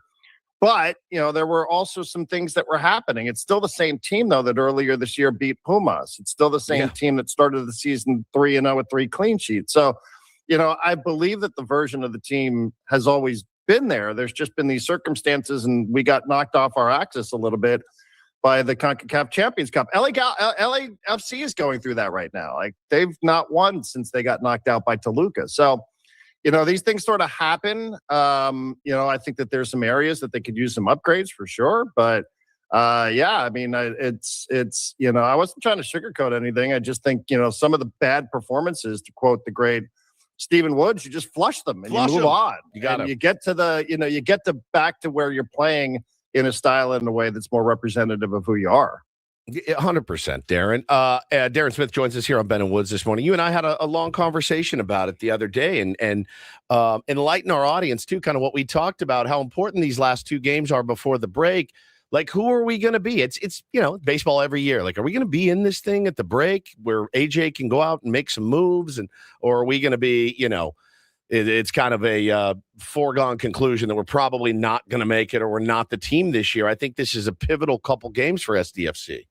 Yeah, me too. And Cincinnati's a pretty good opponent, and they had to play midweek, and they played against Inter Miami, and they had a lead in that game late, and they ended up losing 5-3. So first time we're ever seeing Cincinnati. I don't really know what to expect. And then Vancouver, the final game before you go into the World Cup break, and we know what Vancouver represents. They've been as good as anybody in the Western Conference and represented the Western Conference last year, Western Conference final rematch. But, getting back on track the way they did against Austin was huge, just because they look like themselves again. And listen, there's a lot of nuance to that. Austin rotated, but so did SDFC. I mean, they played Pedro Soma, a 19-year-old, in the middle of the midfield, and they had David Vasquez, and they had Luca Bombino out of position. So, I don't want to really hear it from Austin. But winning and feeling good about who you are going into the World Cup break, which is going to be almost 2 months, I think is an important moment, because it might determine what you do in the transfer window. It might determine the futures for some of these players. Are you going to spend that time evaluating if they're going to be part of your future or not for now and the rest of the regular season, right? So, they're just outside of the playoff picture. There's only going to be 15 games played before the World Cup break. Think about that. I mean, there's 34 games played. Talk about a long season, and then throw a 2-month break in the middle of it. But yeah, I thought finishing on an upswing would be really important. It'd be important for the morale of the group. I think it'd be important for the fans of the club. And I think maybe, when these first 15 games were about evaluating your younger players, it might help you decide what it is that you're going to be looking for when the summer transfer window opens up in July. I think it's important, Darren, and maybe you can kind of explain, because MLS is different than most soccer leagues around the world. There's no relegation to worry about. So when you're at the bottom, you don't have to panic that you're going to get knocked down to a lower league. And there's also, the playoffs and the championship, where it's not just about winning the Shield and finishing first at the end of the season. You can sneak into the playoffs as a 7 seed and make some noise and make a run to the championship. So in that way, it's much more like, baseball or something. Just get into the playoffs. And then if you're in good form, as they like to say in soccer at the end of the year, you could still accomplish all of your goals. And that's not the case in most European type leagues, where if you bury yourself early, you're just trying to avoid relegation. There's no playoffs to get into for a 9th place team. Right. Yeah. I mean, the term that they use in some of the European soccer leagues is, when you know where you are in the standings, you're just on the beach for the rest of the year, because, you don't, unless you're playing for a contract, you don't have to really go, balls out to try to accomplish anything. So, yeah, from that standpoint, you're right. And, it's just the way I think we have some, plenty of European representation on the roster. And sometimes even last year, it was funny watching these guys go through it, because they're like, yeah, what is the playoff? Like, what do you mean? And they didn't fully, appreciate that there's this whole structure in place. But after going through it, you can hear it from a guy like Jeppe Turskov. He's like, oh, okay, now I understand playoffs, right? And it sounds kind of crazy, doesn't it? Because we all grew up with this as part of our sports ecosystem. But these guys are like, oh, okay, so that's what the playoffs were all about. And some of them had to go through it for the first time to truly understand what it meant, because it's just not a thing in the Danish soccer league. It's not a thing in Germany. It's not a thing in some of these other leagues where these guys came from. So I think now they have a taste for it. And I'm not saying that's a reason why the results during the regular season maybe have looked different. I think they want to go out there. They want to win every game. They want to win as many points as possible. So just how they're wired, I just think the circumstances just sort of knocked them around a little bit. And then, combine that with a little bit of poor play. So, but yeah, I mean, I think that they want to finish, they want to get into the playoffs. They want to be as good. And if you can go out there, imagine some teams reward when, you might be looking, you're a top 1, 2, 3 seed in this league, and you could be looking down, and then here comes Anders Dreyer, and who knows what they do in the transfer window, right? So all of a sudden you might have a much more well-oiled machine by the time teams have done it. It's not like the NBA where it's always the top couple of teams in the standings that end up making a run for the NBA finals. In MLS, we've seen teams come out of the bottom of the standings and make a run for MLS Cup. So it can be done, just get in. But again, I think it's not like you're just making some long shot bet here. I think that, they want to be better, and they're going to be better. Talking to our pal Darren Smith here on Ben and Woods this morning. And D. Smith, you covered the Padres for a long, long time. You've seen a lot happen. You've seen a lot not happen with this team. Have you ever seen anything like this? I know you've seen some poor offense in your day, certainly, but I can't recall watching a team for this many games and going, I have no idea. I have no idea if they're good or bad. I know that they're fun. I know we've had some really incredible moments, but I don't know that this is a good team. I can't say equivocally they're a good team just because their record says they are. Yeah, it's frustrating. It's a little bit of a mystery, right? Because I think we all spend a little bit of time trying to identify and diagnose what exactly the issue is. And I don't know that there's a great answer for it. There's tons of theories. It's sort of like evaluating Fernando Tatis Jr., right? Like, is it his gloves? Is it his lower body? Is it his swing load? Yeah. And now it just seems to be a little bit more widespread than that. And I do wonder, how are they built to come out of this? Right. That's the one thing that I do wonder. How are they built to break out of this? Because, I don't know that necessarily it's the manager's job, but he's a first-time manager. It's a first-time hitting coach. I'm not so sure. So, how do they get out of it? I think most of us can say, wow, that's a lot of strikeouts in a 3-game series. That's not great. Waiting and sitting around waiting for Gavin Sheets to hit a 3-run homer in the 9th doesn't sound like a plan to me. Fernando continues to just, what are we watching here? And Manny doesn't seem to be getting any better. And on it goes. You guys have already done this today. But how do they get out of it? I mean, that's the thing I think that I find myself thinking about. Like, who is there that can help these guys get out of it? And even if you think that it's just 100% about players and it's up to the players, I saw Freddie Freeman say something recently. He was tinkering around with his batting stance, and all of a sudden he just clicked and everything felt better. So good for Freddie. Yeah. Is that what has to happen here? Do the players just have to figure it out? Or is it on the hitting coaching? The hitting coach? Is it the mat? Like, that's the part to me where I feel a little, I feel less hope because nobody's been able to figure this out, and nobody's been able to. Everybody understands that they're not doing well and that they're swinging and missing way too much and not getting anything going early. But how do you fix it? How do you get out of it? I haven't heard anybody with an answer. You said first-year manager, first-year hitting coach. They didn't really hit all that great with an experienced manager and an experienced hitting coach in the past. Yeah. Well, they weren't this bad, though. They weren't this bad, the offense. But they weren't this bad. They were bad. They were lower third. At the end of the year, bottom. Well, they're worse. I mean, funny that you mentioned that, Paul, because I just happen to have these statistics located right in front of me for today's prior territory. You prepared SOB. Look at you. Yeah. I mean, do we want to compare like how the Astros numbers have gone up and how the Padres numbers have actually gone down since last year? I mean, I don't know. I don't know that it's about the hitting coach, right? And for those that may not remember, hitting coach for the Padres left, and now he's the hitting coach for the Astros. But they are up in Houston, and they are actually down here. And that's, home runs are up a bit. Yeah. But OPS is down. Slugging percentage is down. Batting average is down. Total hits are down. Last in the league. Is down. Hitting is down. Strikeouts are not good. Kevin Acee had the stat that they They've struck out 30 times in a series 3 times this year. They didn't do that at all the previous 2 years. That's that crazy. is like, whoa, what? Like, credit to the ace man on that one.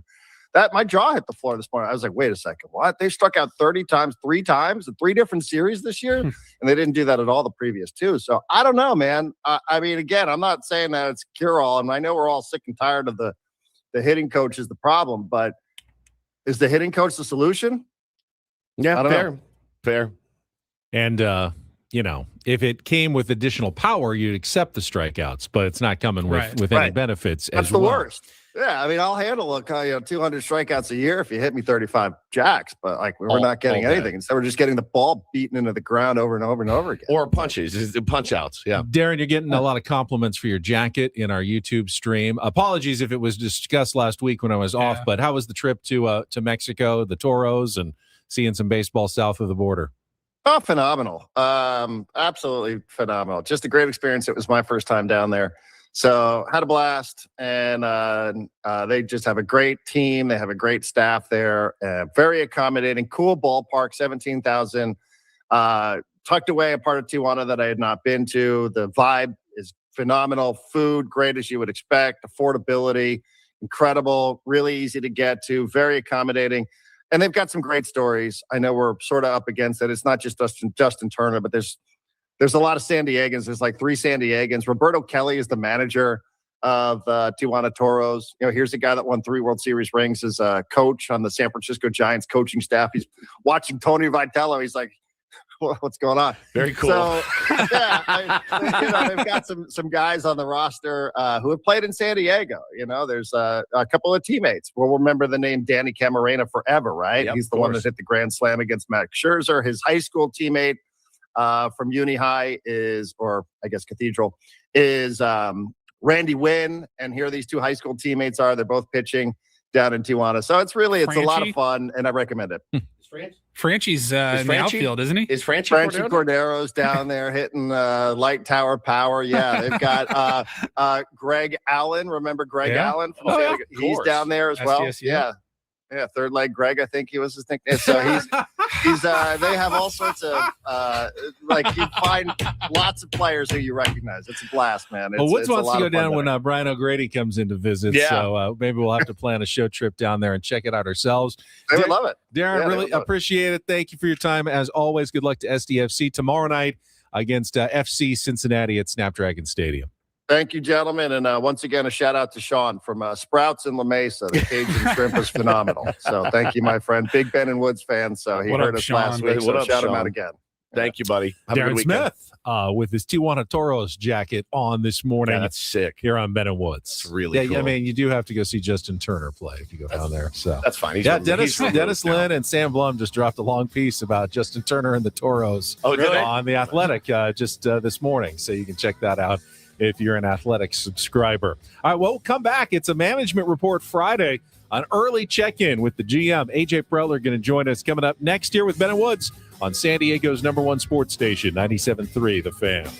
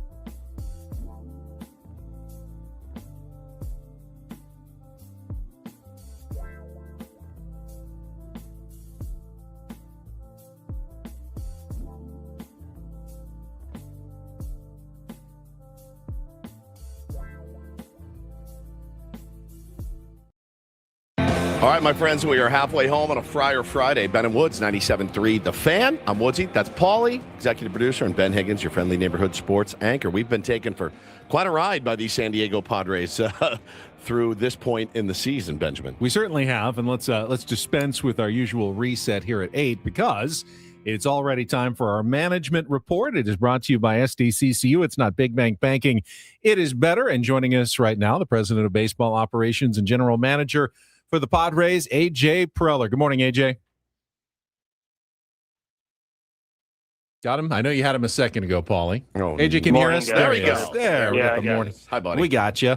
Let me start just by saying, record-wise, I'm very happy with where the Padres are right now. As a fan, I'm usually the one who doesn't worry so much, but why am I so concerned when I watch this team and I continue to see, the Stars struggle offensively? And when you're watching, what's your perspective right now on the offensive struggles for Fernando and Manny and Jackson Merrill to a certain extent? And what's it going to take to get these guys going at the plate? Yeah, I mean, obviously, I think, you look at our team and, I think on the positive side is that we've found a way to win a lot of baseball games, and we're, sitting there, near or at the top of the standing for most of the first 40 games, which is kind of the quarter point, and a lot of guys contributing, obviously a lot of big swings late in games. And, at the same point in time, we all know that, overall over the course of 162, we know what kind of the standards are and what you need to get to as a group. And, and we haven't swung the bat the way we need to. And our offense overall, if we're going to be there at the end of the season and not just after 40 games, I think, everybody in the building, everybody on the team will tell you, yeah, we're capable of more. So, I think the part I think that, I think we all understand is that, there's a lot of belief in Manny and Fernando and, Xander and Jackson and that group, that they've won a lot of games. They've gotten us in the playoffs multiple times. They'll be the first to tell you they've got to be better, and they understand that. And, again, you look at the track record of those guys and also the want to, I think sometimes you see Manny, you see how easy he plays the game and how well he's played the game over his career. And I think all of this just comes easy to him. Like he works really hard for it, and he's down there grinding every day, trying to figure out, why he hasn't had the first 40 games that he's capable of. The positive, like you're mentioning, is that we've done this and we haven't seen what those guys at their best, and we know that's coming. So, that's the focus every day for us, is trying to figure out like how we get there as a group and how to help those guys individually, but a lot of belief that those guys are going to get there for us. So. AJ Preller joins us here on Ben and Woods this morning. AJ, I hear this all the time talking to coaches and hitting coaches and all kinds of people around the game. Hey, listen, process over results, right? The process works, the results will come. Are you confident in the process right now? Yeah, I mean, again, I think we've all been part of things where you look up, and if you're doing things the right way, you're going about it the right way from a work standpoint, a preparation standpoint, a mindset standpoint, review. I think that's obviously very important when you have talented players, which we do. But I think we're also realistic that over the last 40 games, it's not a 10-game sample size like we were talking earlier in the year, of 40 games.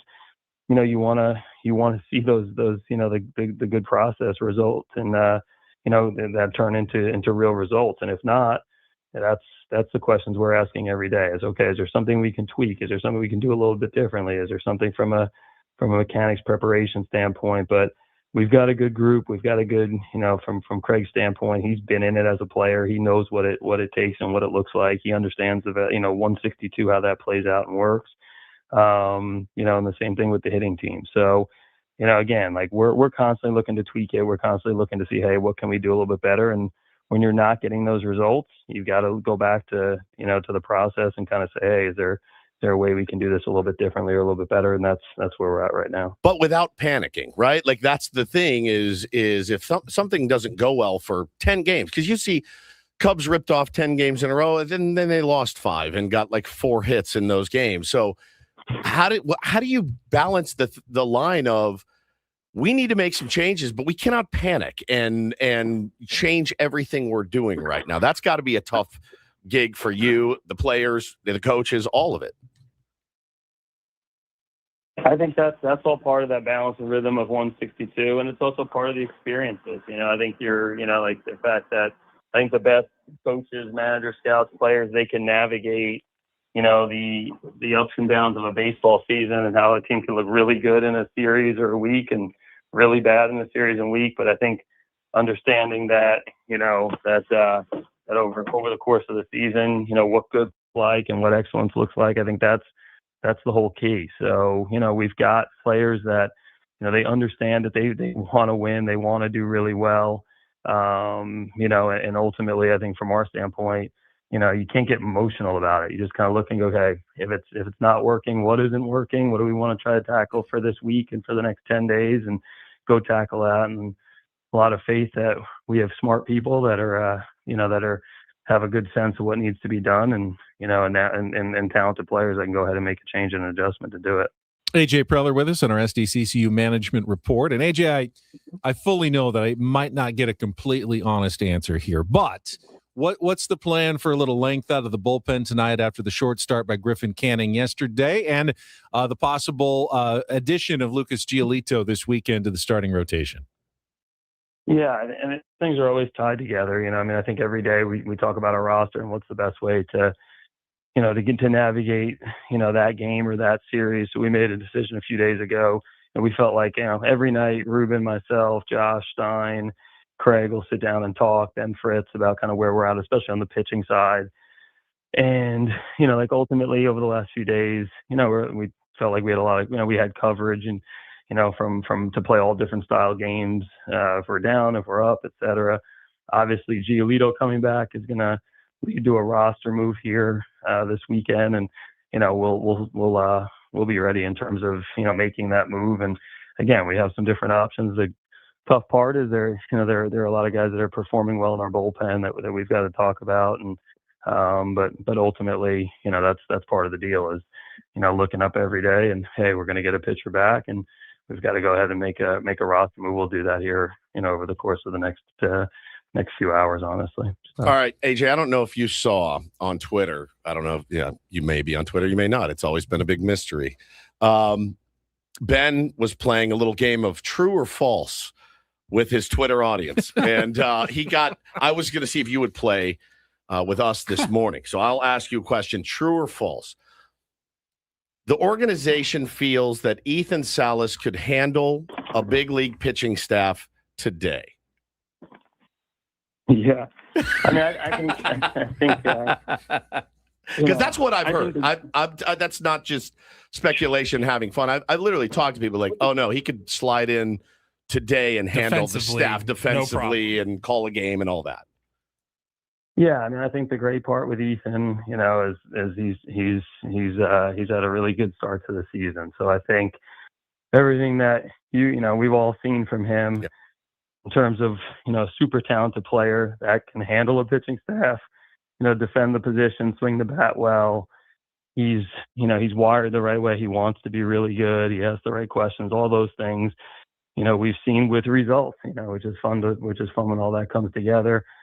I think, you start seeing the prospect rankings, and now he's miraculously a month later, he's now towards the top of the prospect rankings. He went up, so I think we all kind of take it with a grain of salt, but he went up 85 spots on one. 85 spots. He shot up 85 spots on one of them. Yeah. So, again, he's still a minor league player. He's still developing. Okay. A minor league group, talked about it yesterday. He's got still a lot of things that he's got to do and check his box on in terms of the development card, but he's got that type of ability that, one day, down the road is going to be able to help lead us. So not this weekend. So it's true or false? He'll be up this weekend.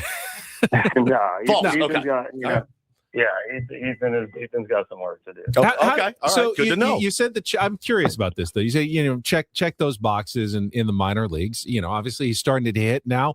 We've seen you aggressively promote Fernando Tatis Jr. and Jackson Merrill as young players early in the season, even moving Jackson into a different position when he did it.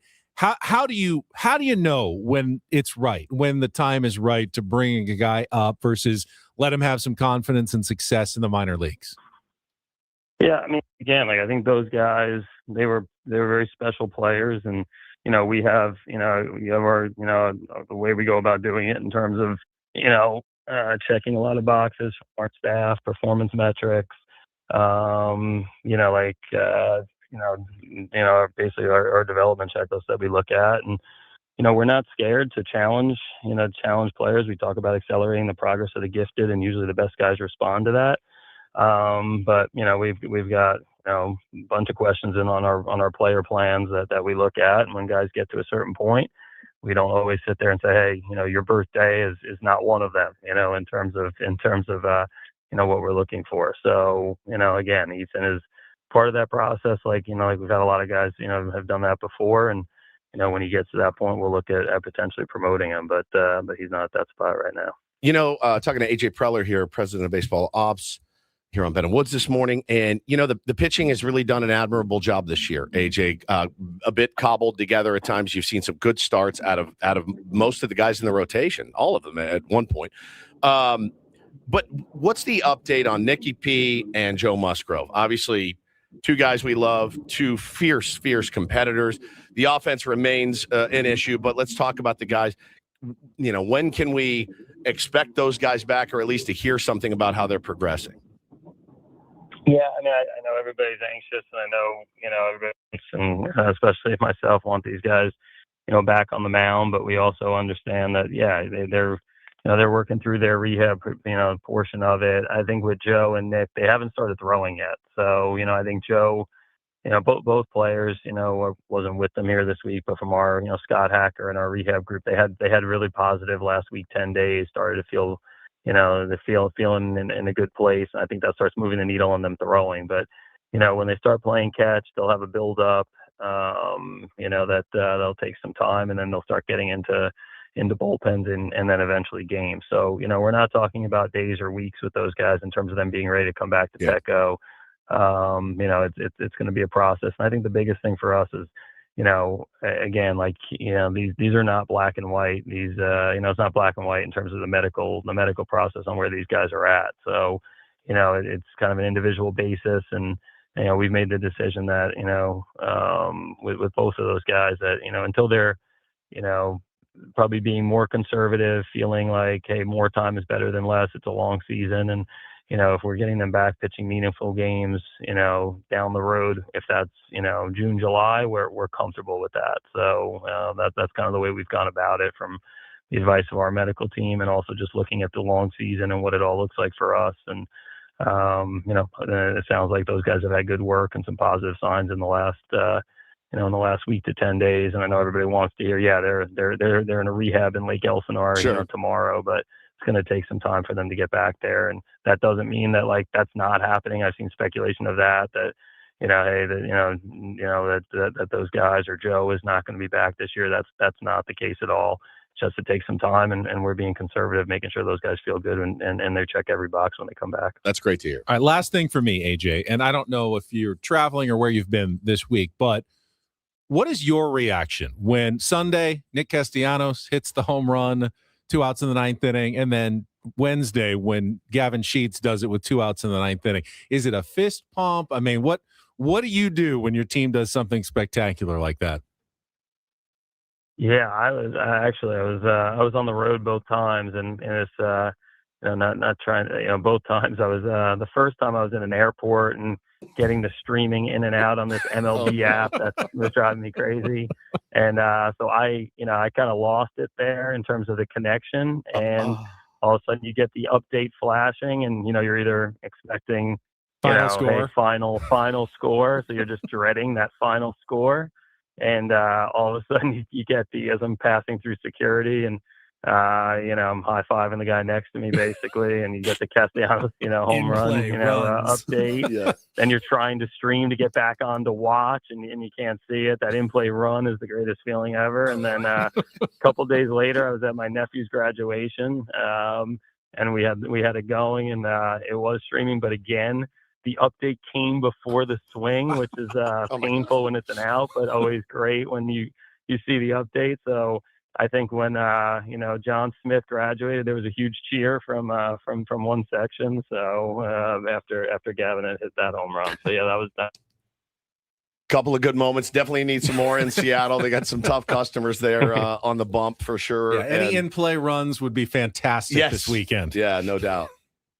Huge fan of it. So yeah, it's going to be again. It's the big league. So not it's kind of tired when you hear like, yeah, these guys are everybody's good. That Mariner stuff is really good. So it's going to be a challenge. But again, we're looking to get back to October. We've got to go on that in-play runs button here this week. No doubt. So yeah, tell Craig to just lean on it this weekend. I mean, it's just push the button, man. Get the slug button going and the home run button going, and we'll see what happens. Thank you, man. Appreciate it.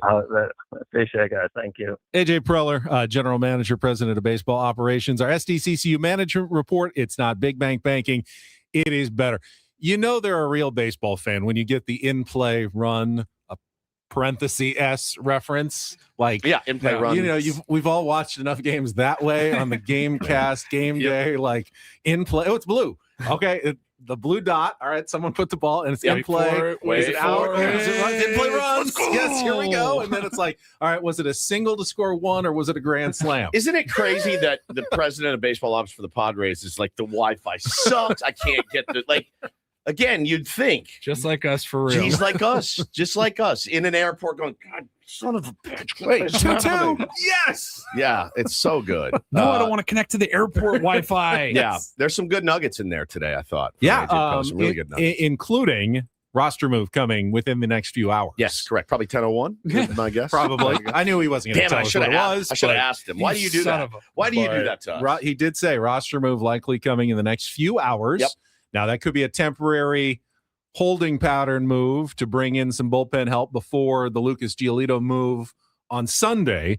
But we will keep our eye out on that to see what the Padres are going to do. And if it does or does not involve Matt Waldron today. All right, we will take a quick timeout. When we come back, we're going to play a little Take on Woods. If you'd like to be our last contestant of the week, music, movie, or TV trivia for a chance to qualify for our grand prize trip to Las Vegas, you can call now, 833-288-0973, 833-288-0973. Play our game and then get back to some more Ben and Woods coming up next on San Diego's #1 sports station, 97.3 The Fan.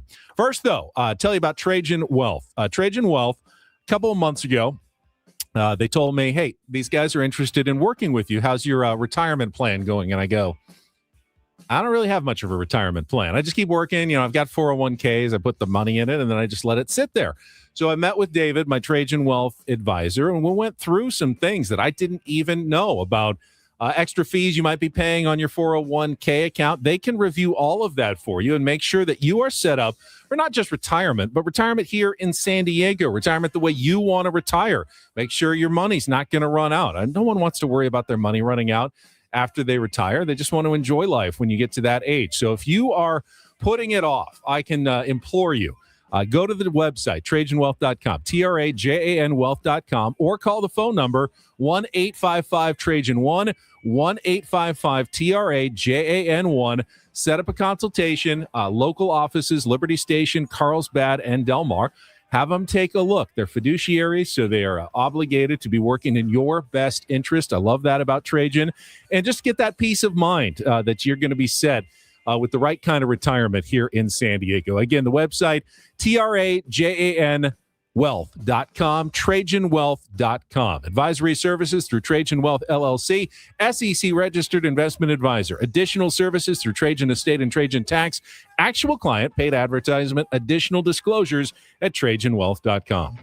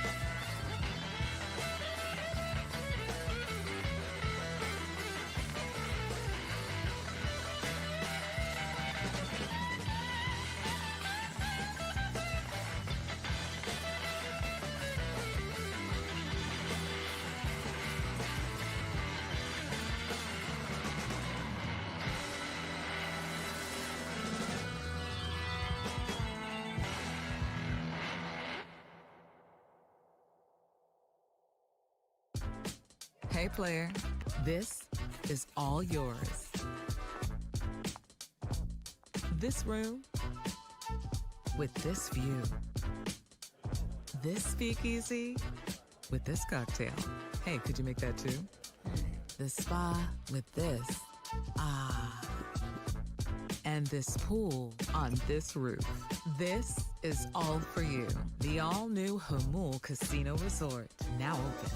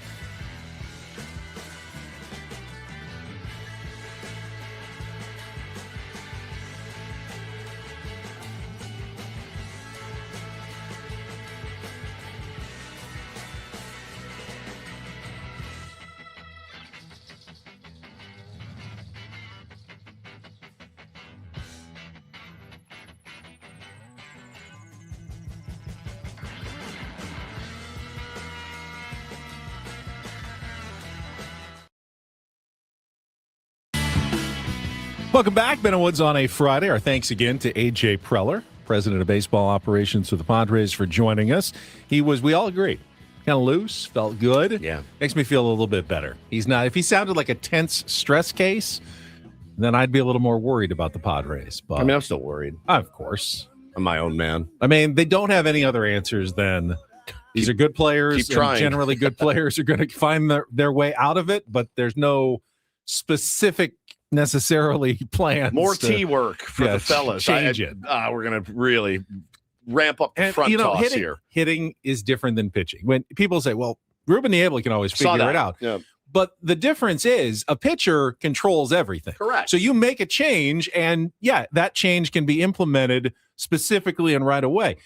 You can try to make changes on hitting, but it still is going to depend on the pitches you're facing. Correct. What the guy's throwing. You don't know what's coming at you every single pitch. It's recognition, right? Yeah. Are you seeing spin out of his hand? You're not.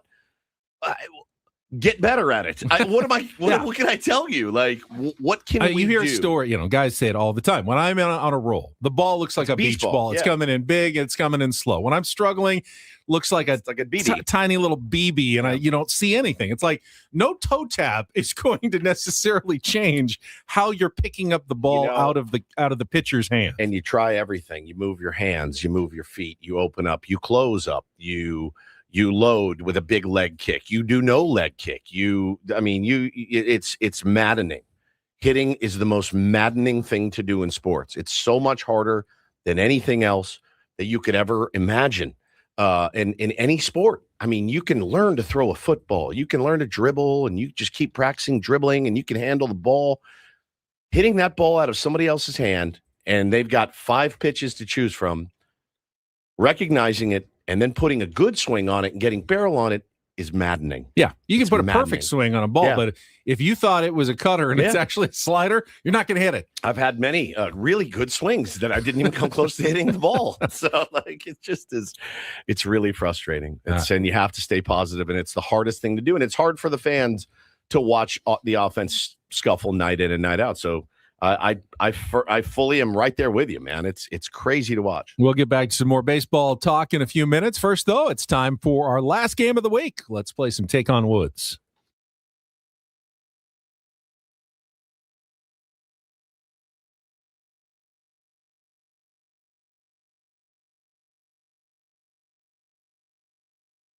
Take on Woods, brought to you by Bay Alarms, security and fire alarms for every business. We got you. And first in today is one of our regulars. First time this month. Guy is in. Good morning, Guy.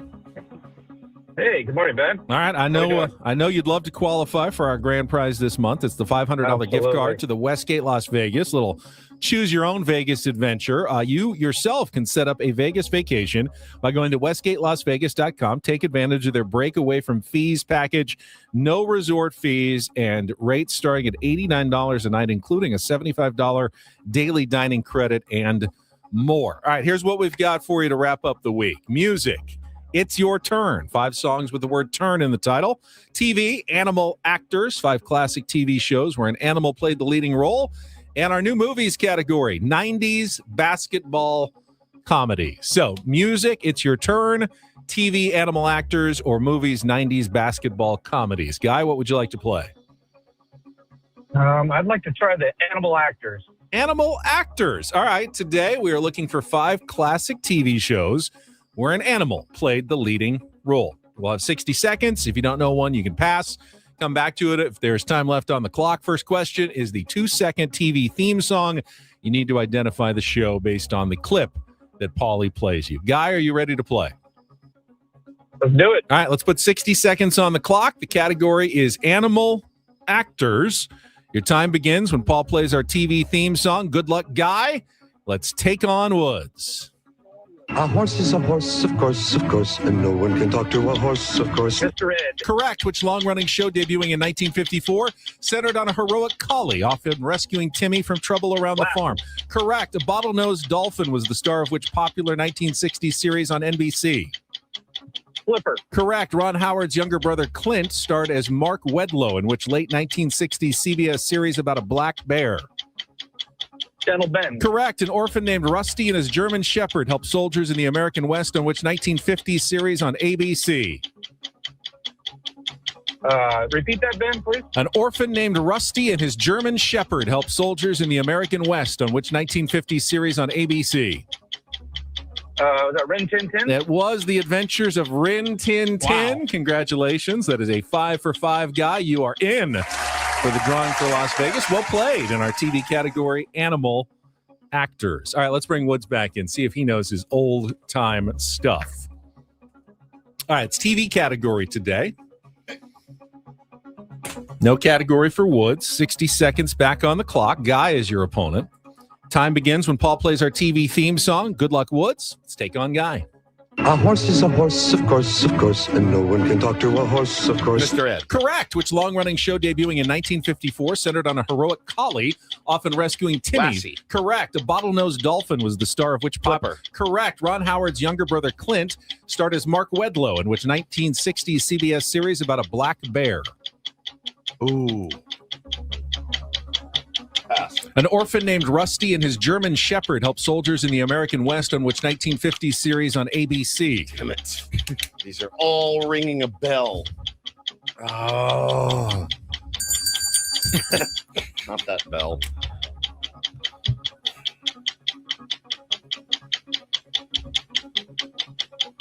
I'm going to lose my mind. You want to try the bear one again? Ron Howard's younger brother Clint starred as Mark Wedlow in which 1950s CBS series about a black bear? No idea. Giving you a hint. I don't want a hint. It's your hint. Ben. Gentle Ben. Gentle Ben. Gentle Ben the black bear. What was and the other one? The Adventures of Rin Tin Tin. That's what I couldn't think of. Guy got them all right. So 5-3. Guy wins today Stud.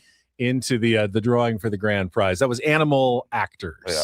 Somebody said boomer category, 100%. Such a boomer category. Such a boomer category. Oh my! I don't think I watched any of those shows ever. This 1950s television show had.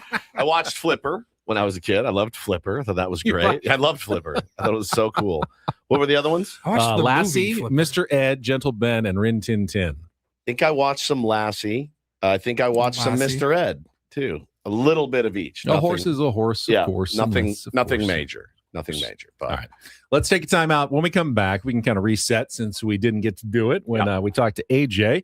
Got more baseball. Still have our MLB reach around. Our Rindle report is coming up as well. Stay tuned. Ben and Woods continues next on San Diego's #1 sports station, 97.3 The Fan.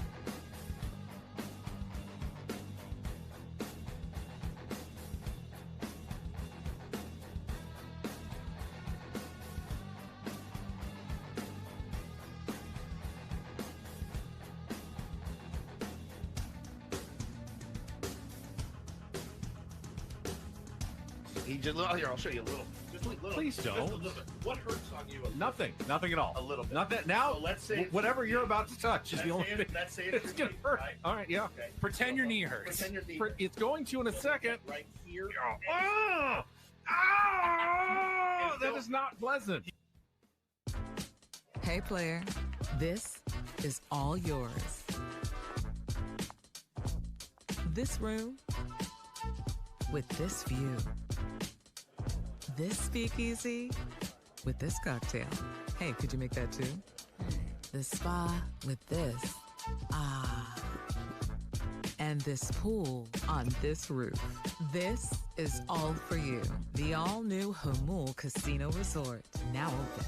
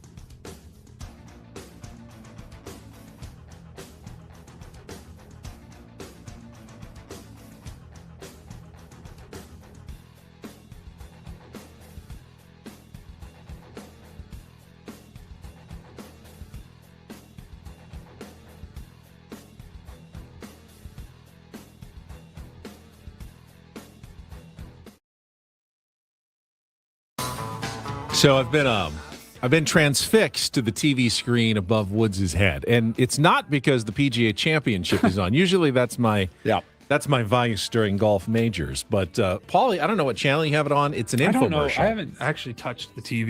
You just turned it on, and we have infomercials running, and it happens to be for a vacuum cleaner.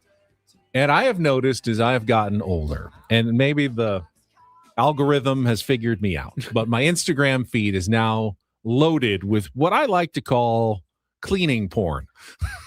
Because it's just like maids and stuff. No, it's simply I like those. It's power washers, it's drain dissolvers, it's vacuums, it's things that get other things clean. Like they have the dirtiest, floor, and you just one right over the top, it's absolutely as clean as possible. There's some I'm mesmerized by it every time. Yeah, there's some steam cleaner. Yeah. This guy walks up to a grill that looks like it's been put through a war, and he goes, and then it is as clean as a whistle. I've seen that spinning grill cleaner thing, like it's a tool, and it takes this gnarly black grill, and it just passes it over once, and the whole thing is like bright, clean, shiny metal, like the day you bought it at the barbecue store. The day it was born. You know that's impossible, though. Correct. It doesn't work that way. Yeah, I've all seen AI, apparently. I keep getting it. There must be. Yeah. And I keep getting the one. It's this like powder you put in the most clogged drains. Like your backyard is a swamp. Yeah.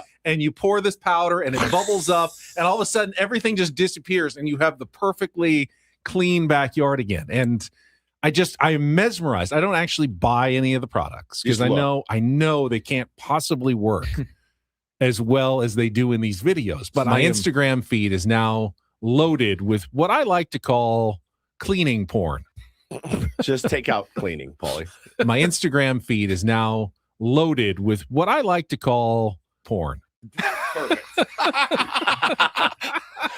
What was his Instagram feed loaded with a couple last of weeks week? ago? Right. My Instagram feed was peppered this weekend with young women. So my Instagram feed is now loaded with what I like to call porn. What I like to call it, by the way. Nobody else calls it that. I like peppered the best. My Instagram feed is now peppered with young women. My Instagram feed was peppered this weekend with young women. All right. Okay. That one was not doctored. That was not doctored. No. It was brilliant. The last one out their outfits for Coachella, if I remember correctly. That's right. You know what gets me? Those get me too, Benny. I'm all in on them. What gets me too is the guy that goes up with the pot or the pan, and he's like, "Watch this," and he cracks an egg, and the non-stick. You get me at the fair too, dude. I'll sit and watch those things for hours. The non-stick cookware. Hey, come here, buddy. You need a sharp knife? Watch this. I'm gonna cut right through this can. And I'm like, oh wow, only $5,000. Oh, okay. That's not too bad. They last how long? Forever? Watch how fast I can cut through this phone book. Yeah. Where do you even get a phone book? They're actual Vikings, like made from Viking swords. Okay. All right. Yeah, sounds good to me. $2,000 on sale. Okay. Sounds good. All right. Can I ask you a question? Why would I ever possibly need to cut through a can? Ever? For what reason? I don't need to cut the top off a can. But then it's still sharp enough to cut through a tomato. That's right. Which is amazing. After that. Yeah. That's right. No, those get me. The pots and pans get me, man. I want and Hannah won't let me buy any of the nonstick because apparently it's very bad for you. Right. Yes. You don't want that coating to end up on your food or something. I've seen that as well. At this point, if that's what gets me, then that's what gets me. You know what I mean? I want some ease of use. I want easy to clean. I want ease of use. It's worth a year off my life at this point. How did Woodsy go, man? He lived a pretty hard life. He dieted. Non-stick pans. Yeah. Non-stick pan coating. Got it. Finally got him, man. Finally got him. Yeah, he suffered at the end too. The non-stick. He was obsessed with it, and he got it, and that was church for him, dude. At the end of the day. No, I'm with you. 100%. I'm surprised I haven't bought a power washer. I have zero use for one. Zero. I did buy finally a few months ago my first robot vacuum. Yeah. Which, again, I have the same problem. It's supposed to be you just start it and then forget about it. Right. It does it without. I enjoy just watching it clean, go back and forth on my floor, and I will have a game on, and I'll find myself distracted, and then just staring at the robot. I just hate the sound. Mopper just going back and forth the entire time. Sometimes if I have the house to myself, I lay down for a moment. And I'm like, I'm going to take a 20-minute power nap, and I just hear it from the other room. Like, and my wife controls it from her phone. I have no idea. I couldn't turn it off. I control mine from my phone. Yeah. It has this triumphant chime when it's done. Yep. It's great. And you're like a 7-year-old, dude. Our little Rain Man over there. He loves it. Loves it. Benny, I'm going to throw these toothpicks on the floor. Count them real quick. All right. 176. 176.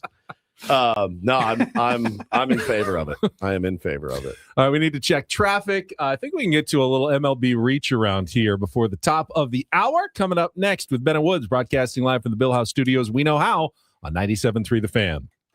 From the 855 Get Ross Traffic Center. Injured? Demand justice. Demand Jurowitz. 855GetRoss.com. Diego, the 94 westbound, a slow trip getting onto the 805 northbound. The 805 northbound, then sluggish from about the 15 to the 8. The 163 southbound, slow between the 8 and the 5. They're doing the reach around. They're doing the reach around. Everybody's doing the reach around. All right, look around the rest of Major League Baseball. Padres, of course, lost to the... Who did they lose to yesterday? Yesterday was a loss to the Milwaukee Brewers. 7-1. Kyle Harrison. And the Dodgers took advantage, moving back into first place in the NL West by a half game with a 5-2 win over the Giants. Emmett Sheehan picking up the win. They shuffled their lineup around, put Will Smith in the leadoff spot. If the Padres tried that, like put Freddie Fermin or someone in the lead, that wouldn't work. But it worked for them. He had a leadoff home run and sparked them to a 5-2 victory. Can you imagine putting Freddie Fermin in the leadoff spot? Not really. And he goes big fly. First off of Emerson Hancock tonight. Just is like, yeah, why not? Had to try something different. They tried something different. It worked for them. They got the win yesterday, 5-2 over the Giants. The Pirates beat the Rockies 7-2. Ryan O'Hearn, former Padre, hit his 7th home run of the season for the Pirates, which I believe would lead the Padres right now. 7-6 is our leader. Kyle Schwarber has 18 of them now, including 7 in his last 8 games. Correct. Or something. Phillies beat the Red Sox in the battle of interim managers 3-1. The Cubs shut out the Braves 2-0, so they did avoid the sweep by the Braves. Not a lot of offense in that series for the Cubs, but enough yesterday with a good pitching performance to get the 2-0 win. Plenty of offense for the Cincinnati Reds in a 15-1 win over the Washington Nationals, and they're getting offense from an unlikely source. You know who has a 1,200 OPS and homered twice for the Reds yesterday? J.J. Bleday. J.J. Bleday is crushing it right now for the Cincinnati Reds. J.J. Bleday hit 2 home runs yesterday. Fernando Tatis Jr. has 0 home all runs. Season. J.J. Bleday, 1,200 OPS. Fernando's like half of that, at like 600. Yeah. 1,200 OPS. So gnarly, man. So there is offense to be had out there. Somewhere, just not with San Diego right now. The Mets called up a prospect a couple of days ago. Haven't lost since. His name's A.J. Ewing. Oh, yeah. Hit his first Major League Baseball home run yesterday in a 9-4 win as they completed a sweep of the Detroit Tigers. Woods, do you have any A.J. Ewing cards? You know that. Yeah, I know you do. Yeah. Juan Soto, who dodged a trip to the injured list, also homered as Detroit fell to 1-8 since the Tarek Skubal injury with the loss. They are in free fall right now. The St. Louis Cardinals got a 5-4 win. They scored 2 in the 9th to beat the A's and win the series 2 out of 3. The Seattle Mariners, who the Padres will visit tonight, got a 3-run shot from Luke Raley. Needed that with Cal Raleigh now on the injured list for the first time in his career. And they took 3 of 4. Now it was from the Astros, 8-3 the final. The Astros continuing to give up tons of runs. Now that's who the Padres really need to face. The Houston Astros just give up truckloads of runs almost every single game because they've got offense. They score a bunch, though. They do, but they just give up truckloads of runs. Did so again yesterday against the Seattle Mariners. The Minnesota Twins took 2 out of 3 of their series. They got a 9-1 win yesterday. The White Sox beat the Royals 6-2. 5th straight win for the White Sox, who are now above 500, and they are going to be playing, since it is rivalry weekend in baseball, the Cubs. Right.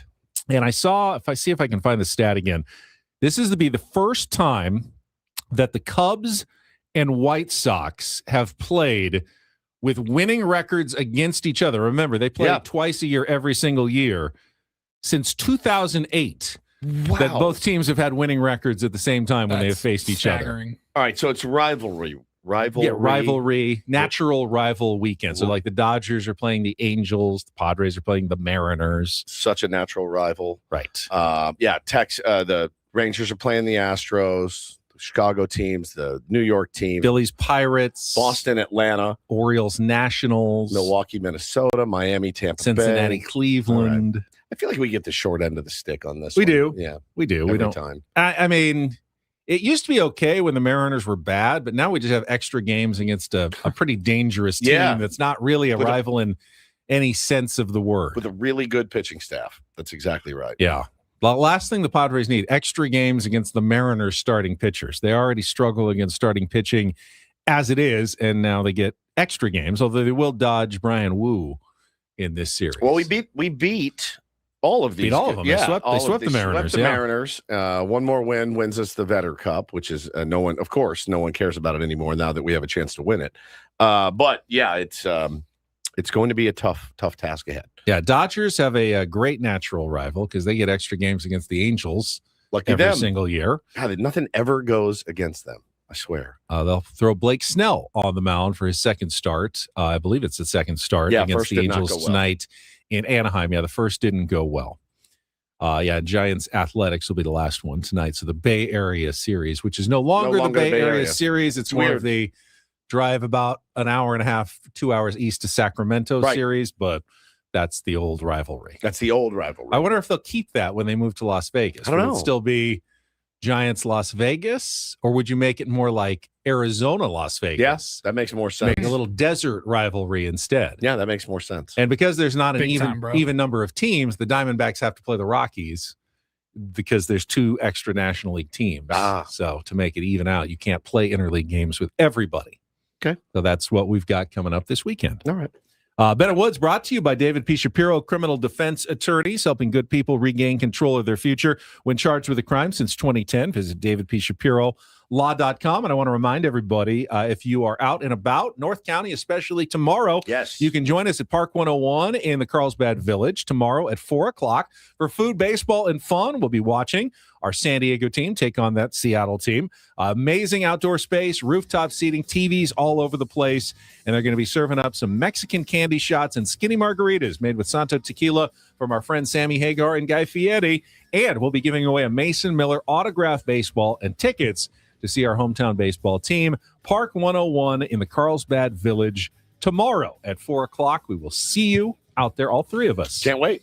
All right, we'll come back with the Roundel Report headlines, including the visual we didn't need from Woods yesterday on the Fan.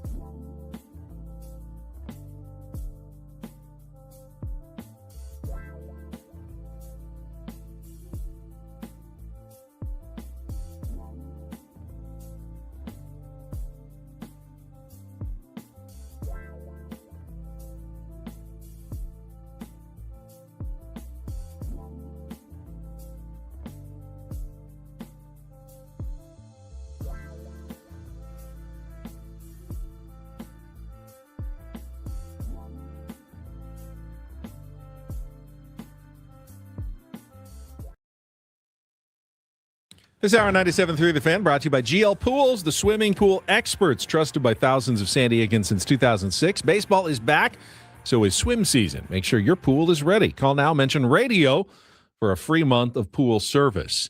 Didn't mean much in the course of yesterday's 7-1 loss to the Brewers, but we did mention it earlier. The clever tag by Xander Bogaerts to push Sal Frelick's foot off the base when he was trying to steal second.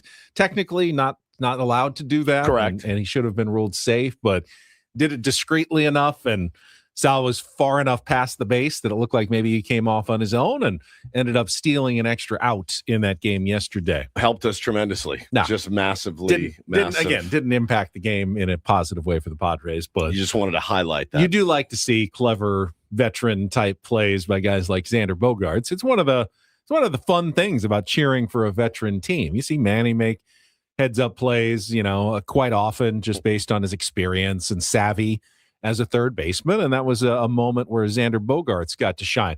I've also been generally impressed with Fernando Tatis Jr. at second base. Yeah. You forget, you see how athletic he is in the outfield, but like picking a one-hop throw from home plate that I don't think he had any business of like stabbing, actually saved a run in that situation by not letting the ball get into the outfield. I think he's been good. I don't know what the metrics say on it, but watching the games, he's made some really gotten to some really difficult balls, and he's got that cannon on him. You know what I mean? So, and a good arm.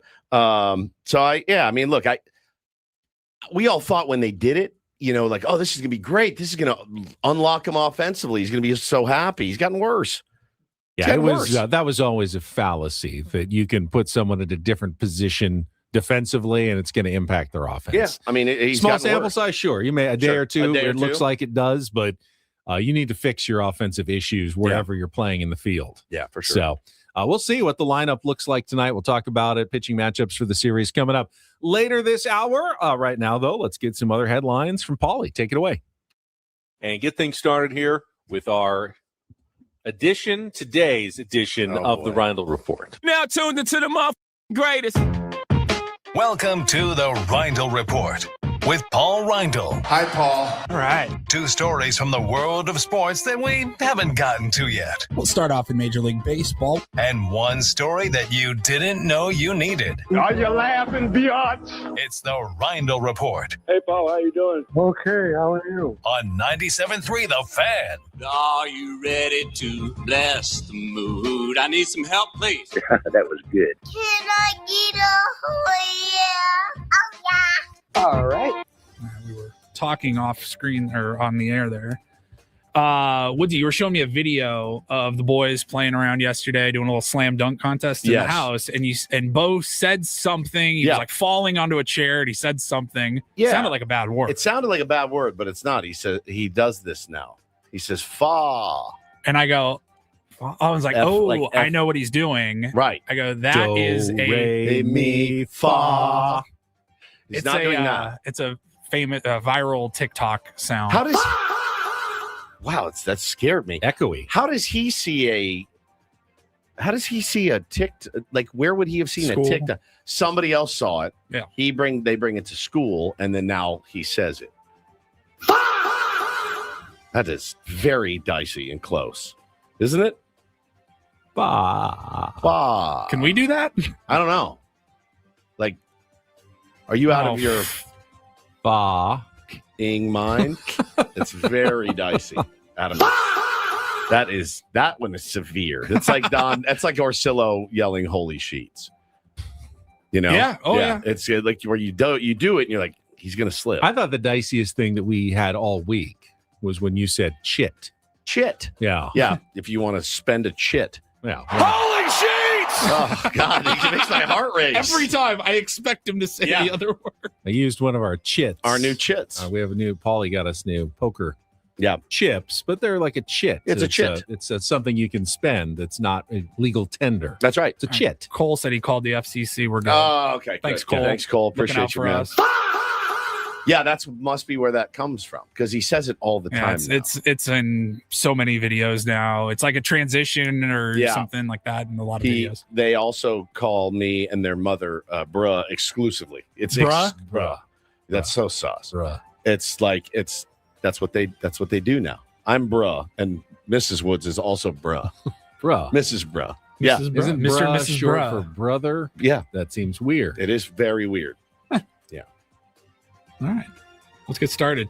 I think we talked about it for just a minute earlier. The NFL schedule release. Oh, elite. I don't really care about the schedule release show that they do on every network, ESPN, NFL Network, or whatever. I don't really care about every team who they're actually playing. I just like the social media videos. I don't know exactly what team started this and when this became a thing, but now it is expected that every NFL team puts out their schedule release videos, and some are more creative than others. And we talked about a little bit of them. I did notice, though, I thought it's always a good move. They don't get the chance to do it very often, I guess, but whenever you can have a Super Bowl rematch, I think the Super Bowl rematch should always be it's a good bit. The first kickoff, the Thursday night game to kick off the season that everyone's paying attention to, everyone's watching. You always get the Super Bowl champion that night. But when you can get the actual rematch, Seahawks, Patriots, they're going to kick things off on Thursday. I feel like it's happened 3 or 4 times lately, which is actually mathematically kind of an anomaly because AFC, NFC matchups only happen once every 4 years. And the ones that would be at the home of the Super Bowl winner would only happen once every 8 years. So you only have a 1 in 8 chance of the Super Bowl winner actually playing the team that they faced in the Super Bowl at home the following season. But it did happen again this year, and they did, in fact, schedule the Seahawks to host the Patriots in that Thursday night opener. Yeah, I like it. I didn't see anything else that really stood out to me. We were talking about it, though, with the, it's such a good move when you can have the Super Bowl rematch be the first game of the following season. However, was there any trepidation maybe by the NFL? Like, now you're going to put Mike Vrabel and the Patriots right there in everyone's crosshairs day one, week one. I heard Ello and Scraby going off on that yesterday. I mean, Ello thinks the NFL made a massive mistake. Why are you putting extra attention on Mike Vrabel? I mean, they're not going to be able to hide it. Right. That's the thing. Is like they're going to play 17 games. Oh, if he plays this next, if he's not the first game, then no one's going to mention it. We haven't. Well, I mean, we talked about the story. Everyone in the country has. We haven't talked about it as much as I would think some other shows. Ello's pretty intense, pretty salty. He called Mike Vrabel a slime ball. Is what he called him. I mean, everything we're seeing, if it's playing out the way we think it is, he is a slime ball. She is too. They're both bad people for what they've done to their families. And not excusing her behavior either. But, it's not the only person in history who's committed adultery, for sure. Think about what the damage they've done to those kids, the kids' lives. They're young children right now. And yeah, but nothing's going to happen to them. So what is when they play, why would anyone be upset about that? Oh, they're playing first. When they play, yeah. I mean, whether it's Thursday, Saturday, Sunday. I think Ello is upset that Vrabel is facing no consequences really whatsoever. He may still. It's being investigated. And, I doubt he will. The investigation is going to turn up, nothing that they can act on. And, Vrabel is basically being cheered by Patriots fans as some sort of like victim or hero in all this, where he shouldn't be. And Ello's right about that. But ultimately, it's a private matter between their families, and I think they should be able to handle it however they want to handle it. But the thing that's made it hard for their families is the public media coverage of it all, which is why I'm always uncomfortable talking about it. I think you're making it harder on their families by continuing to put a spotlight on the story. That's not on us or the media or anybody. That's on them for doing it. It's on them. Right. But at some point it has to end, right? Yeah, one would think, but it's going to be talked about. Bro, Fernando Tatis Jr. took PEDs for ringworm years ago. Every broadcast it's on, they still talk about it, right? Like, that's, different. He's cheating the game or whatever. But like, people don't forget this stuff. It doesn't matter when they play week one, right? Or I agree on with that. Thursday, Friday, Monday. It doesn't matter. They're going to talk about it. So I don't know how much it puts a spotlight on it, other than it's going to be on the spotlight all year. I think the Patriots, back to the schedule release, I think they've updated and posted some sort of a video, like guys on a roller coaster, I think it was.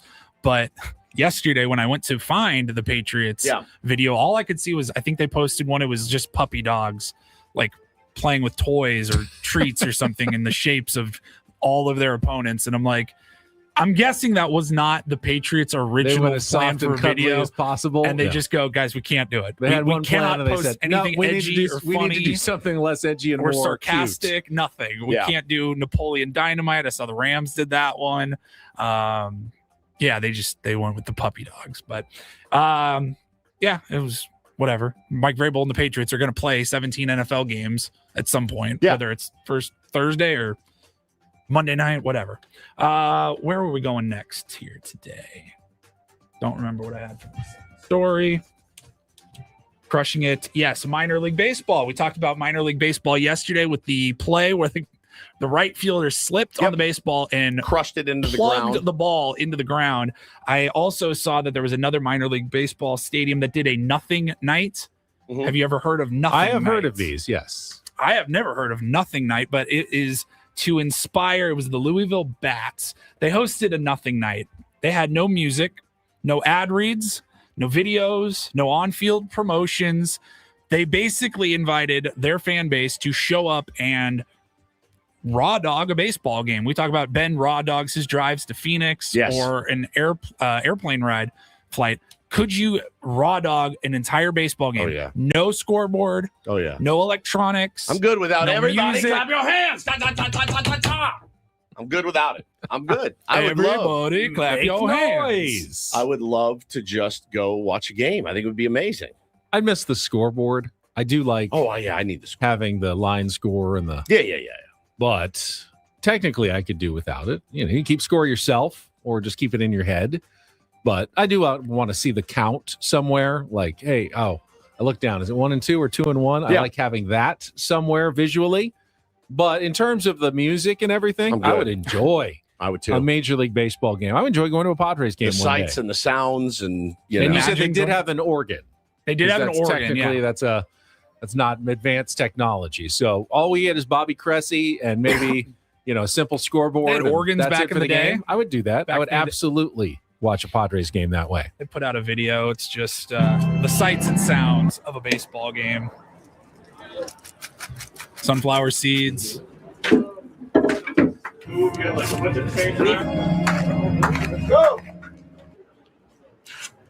It would be really weird to sit there at minor league, major league, whatever, to sit at a baseball stadium and just hear silence. I mean, you just go to like a Rays game. If you wanted, if you're down in that area, you just go to a Rays game. They still have the bits. Helmet shuffle, though. I mean, do they? Can you live without the helmet shuffle? Yeah, I can. All right, I can. And finally, we will wrap it up. Not really a story here. I think Woodsy actually he didn't fall for anything, but it was the old, if I have to see this, now you do kind of a thing last night. Yes. You texted us this link, and I guess I will just give everybody a heads up. If you're watching along on YouTube, we'll show the video as well, but a little bit of a trigger warning, I suppose, because it's like one of my top 3 fears in life. Yeah, there was a video of the moment that a guest noticed a king cobra emerging from the toilet of their resort in the Philippines. There it is, Don Salvador Benedicto, Philippines. The guest called the resort staff to help them catch and remove the snake, but they got like a long stick and they're just kind of shoving it down the drain of the toilet, and you can see that there's a curly snake tail. I don't know that they know what type of snake it is. It's a king cobra until it pops up, like as it's currently. Oh my god, dude. It's probably one of my biggest fears. I watched it once. I don't know if I can watch it again. Cobras are the scariest snakes, right? Oh god, yes, dude. Oh my god. When he pokes his cobra head out and starts slithering that head cobra thing, tongue. That is the most unnerving thing that you can see, right? Is the cobra, like with its head up. The fear of him coming up and biting your anus is what you're afraid of. That's what you're, But even when you're standing where they're standing and filming and trying to shove them away, like I was watching that video when you sent it over, and I'm like, ooh, he stopped slithering his tongue. No, an anaconda is not scarier than a king cobra, in my opinion. Anaconda is just big. Squeeze you to death. Yeah, but you got to get close to it. I'd never get close to it. That thing is I mean, he's in a toilet. Yeah. I don't An anaconda's know. not fitting in a toilet, I don't think. No, I would not think so. Right? Somebody could tell me right now that you have better odds of winning a Powerball. You have a better, there's care. a higher No, I don't chance care. of your plane crashing, twice in a lifetime than this. It doesn't matter. The fact that is even a possibility of those snakes, it freaks me out. Every time I've ever pooped in a porta potty, that's what I think of. There's a snake rooting around down in there, and he's just gonna as I like. So try to do the squat, and it doesn't work all the time. It's just terrible. It's just terrible. It's just the worst. It's so scary. KG says sea snakes are scarier than cobras. Yeah, but I don't go in the sea really. So I went yesterday. But But you were in the water though, and you saw a slither. God, that would be maybe the scariest thing ever. I saw a water moccasin in a lake one time, and I was like, "That's it. That is it." Water moccasin. Oh God, it just sounds scary, terrifying. Yeah, water moccasin. Yeah, this is awful. I assume this was somewhere in the South. And not here. Texas. Okay, good. Yeah.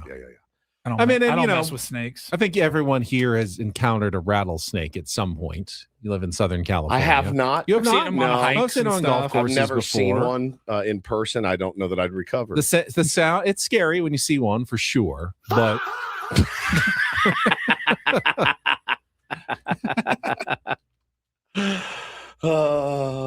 it really skeeved me out when I saw that last night, but that means you guys have to see it too. And now our audience had to see it, at least on YouTube. Oh God, Ernie, is this right? I don't want to hear it. I don't think. Ernesto says, I've had a rat come up through my toilet. Yep, that's it for me. how'd they get in there? I don't. Isn't it a closed system? I mean, how do they get in? They burrow in somehow. That's not good. Well, that means there's probably a hole somewhere in the pipes. Yeah. Maybe you treat Maybe things a little bit differently when you're in another place, but they were in a resort in the Philippines, but you don't exactly check the toilet before. Never. You go to Vegas, you're not like, make sure there's no snakes. Make sure, and how far can you even look anyway? Feel safer if you're on a high floor. Come on, they're not getting all the way up to the 37th floor. You never know. I don't feel safe at all now, not even a little. So I'll be checking. That is so. It's just creepy. It gives me the goosebumps, man. To the thought. Yeah. All right. Thank you for that. Thanks for that. Randall Report on a Friday. We won't all be thinking about that all weekend, I'm sure. Let's take a timeout. We'll come back. We can look ahead. Padres, 3 games against the Seattle Mariners in the Pacific Northwest. Look ahead for the pitching matchups and more. Broadcasting live from the Bill House Studios. We know how. Bennett Woods on San Diego's #1 sports station, 97.3 The Fan. First, though, before we wrap things up for the week, one last time to tell you about SDFatLoss.com. Natural alternative to the GLP-1s, muscle preserving option as well. You don't want to do all this work just to lose a bunch of muscle, feel weaker, and lower your metabolism. Why not go with the SDFatLoss.com plan? It's based on real foods you're eating anyway, like chicken and steak. You can lose weight fast, up to a pound of fat per day and 10 to 20% of your body weight in 60 days. And then when you're done, your metabolism's up, so much, much easier to keep the weight off. I lost 40 pounds in 60 days. I have kept the weight off for 3 full years. Enjoy beach and pool season in San Diego by starting right now. Set up a free consultation at SDFatLoss.com. And when you sign up, one-time cost, you're going to get $200 off as well. You'll get great support from their counselors, their coaches. They will tweak, your program when you need it to make sure that the weight keeps coming off. The plateaus, you bust through those and just keep going with the weight loss like I did. Absolutely changed my life. It can change your life as well. You just have to get started. So again, go to SDFatLoss.com. That's SDFatLoss.com. Results may vary.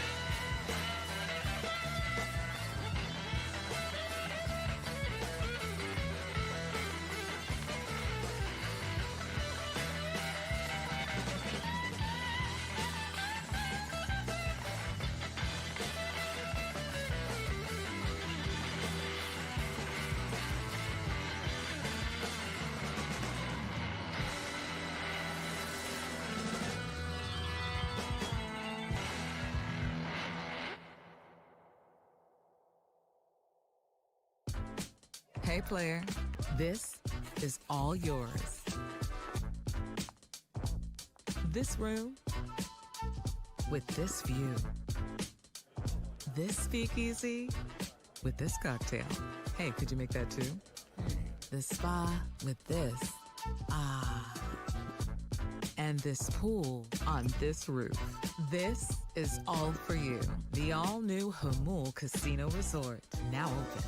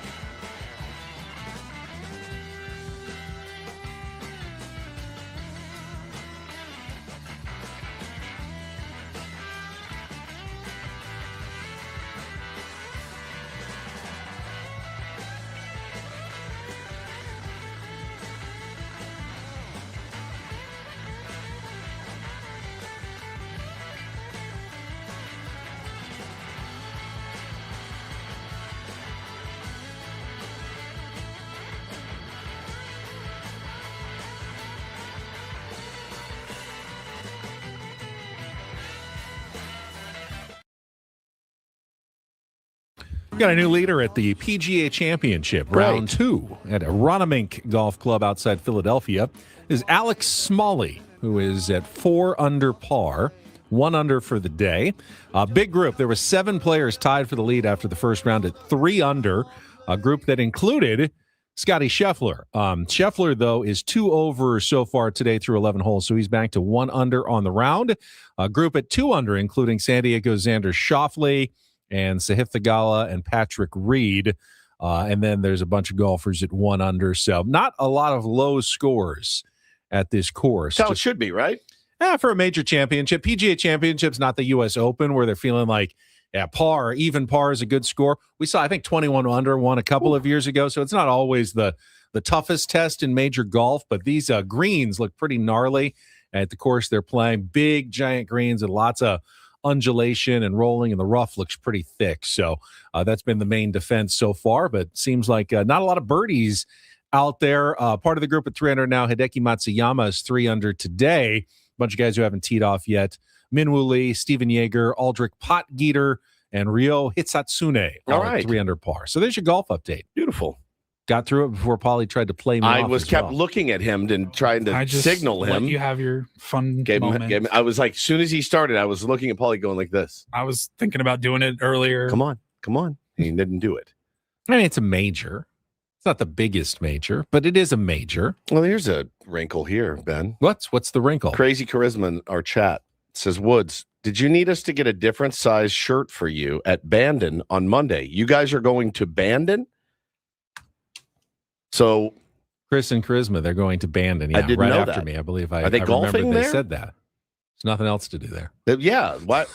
I didn't know that they golfed. I mean, you can go like dune buggying, I think, on some of the sand dunes in that area. Her husband, Chris, loves to dune buggy. Dune buggy? Maybe it's dune buggying. They are golfing, she says. This is crazy. Okay. Yes, I would like another shirt. Ben will Venmo you for the cost. Right? Why would I have to Venmo you? I've already bought you a shirt. But it's the wrong size. Right. I can't use it. Well, I could sell them the larger one in exchange for the smaller one.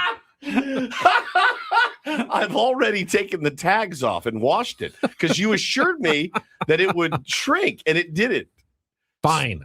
If you see all right, tell her what to get. Large old Mac extra large T-shirt, black XL. Yes, XL, not large, not large, double X. not double X. Can't Right imagine how you possibly screwed this up. Mr. Attention to detail. XL. You sure it's not going to be too small? It's going to be perfect. XL. Old McDonald. You wanted a black T-shirt, or brown. That one was the gray brown no, one that brown. I got you with the ghost tree on. Yes, the ghost tree on it. Okay. Thank you, Charisma. Very nice of you to clean up Ben's mess again. All right. Will you at least give me the double X? Yeah, I think I could wear that one. I will bring you the double X. Okay. And then that way you got a shirt out of the I whole can at least deal. get a shirt out of the deal for paying for two shirts. I get a shirt. And you then get a we shirt. can go as twinsies. As twins in our shirts. Twinsies. That's exactly right. Okay, I feel much better. I can't wait because I really was looking forward to wearing it. It's just very large. People will want to know, why do we like dead trees so much? Should I wear it to the Park 101 event on Saturday as the sundress that we talked about with some flip flops? I mean, nothing else. If you're going to be giving it to me, I don't think I want you to wear it as a sundress anymore. Because this will be my future shirt as soon as I get you the XL version. That's right. Of what you really want. What a great moment in show history today. Thank you, Chris and Charisma. You guys are the best. They're going to get it. Beautiful. All right, let's his face when I told him to Venmo them, it dropped. It went white. But then that means I have to pay for two shirts. A lot of shirts. You are the GOAT. Not made of money over here, Woods. It's so good. So good. All right, let's take a look ahead at the Padres series against the Seattle Mariners. Got the pitching matchups at least tentatively set. Starting with tonight, Randy Vasquez on the mound against Emerson Hancock. 6:40 start on Padres.tv. And then tomorrow is a Fox Saturday game at 4:15, just like last weekend. This time it'll be Walker Buehler against Logan Gilbert. And then, bad news for everybody, Sunday, Peacock, not Padres.tv. So we've got 2 weekends in a row. We've got Lucas Giolito 7 networks against George Kirby, and that's also a 4:15, so a later start on Sunday on Peacock. All right. So I don't think I'm a member. So We've we talked about cockfighting, Emerson Hancock, and Peacock. What a morning. Wow. Cock-a-doodle-doo, everyone. But last week it was Apple TV. Yep. And Fox. And then it was regular. Now this weekend it was 4. Oh, it's ESPN. That's right. ESPN, Apple TV, Fox, and Padres.tv. And this weekend's Padres TV, Fox, and Peacock. Unbelievable. Unbelievable. Something tells me we won't get as lucky at having did you Orsillo on. Yes, no, but Sunday, Peacock is Jason Benetti, and the guest representing the Padres, Jake Peavy. Oh, is going to be the broadcaster on the Padres side. Guess I'm signing up for Peacock again. So, Jake will be talking Padres baseball, which makes it a little bit more worth it. And we like Jason Benetti a bunch too. Oh, he's great. I'm actually all right with the plan for Sunday. He's great. Yeah. Awesome. All right, take a final timeout. We'll come back, wrap things up, get you to 10 o'clock, spin some topic wheel, have some fun as we head into our weekend here with Ben and Woods on San Diego's #1 sports station, 97.3 The Fan. Oh, Paulie, can you come back? I need to give away some Padres tickets, too. Oh, scared me. If I waited, we wouldn't have another break for you to take the phone call. So before we do anything else, Padres A's tickets for the May 22nd game. Next homestand, the A's visiting, and we've got tickets to see the game. If you be the fourth caller right now, 833. If you be the fourth caller at 833-288-0973. Right. If you be 833-288-0973. Like a limerick. So ready to get You can out of win here. the tickets. Now, We're really glad we stopped down for that. Yes. Now we can go to break. Thank you, Paulie.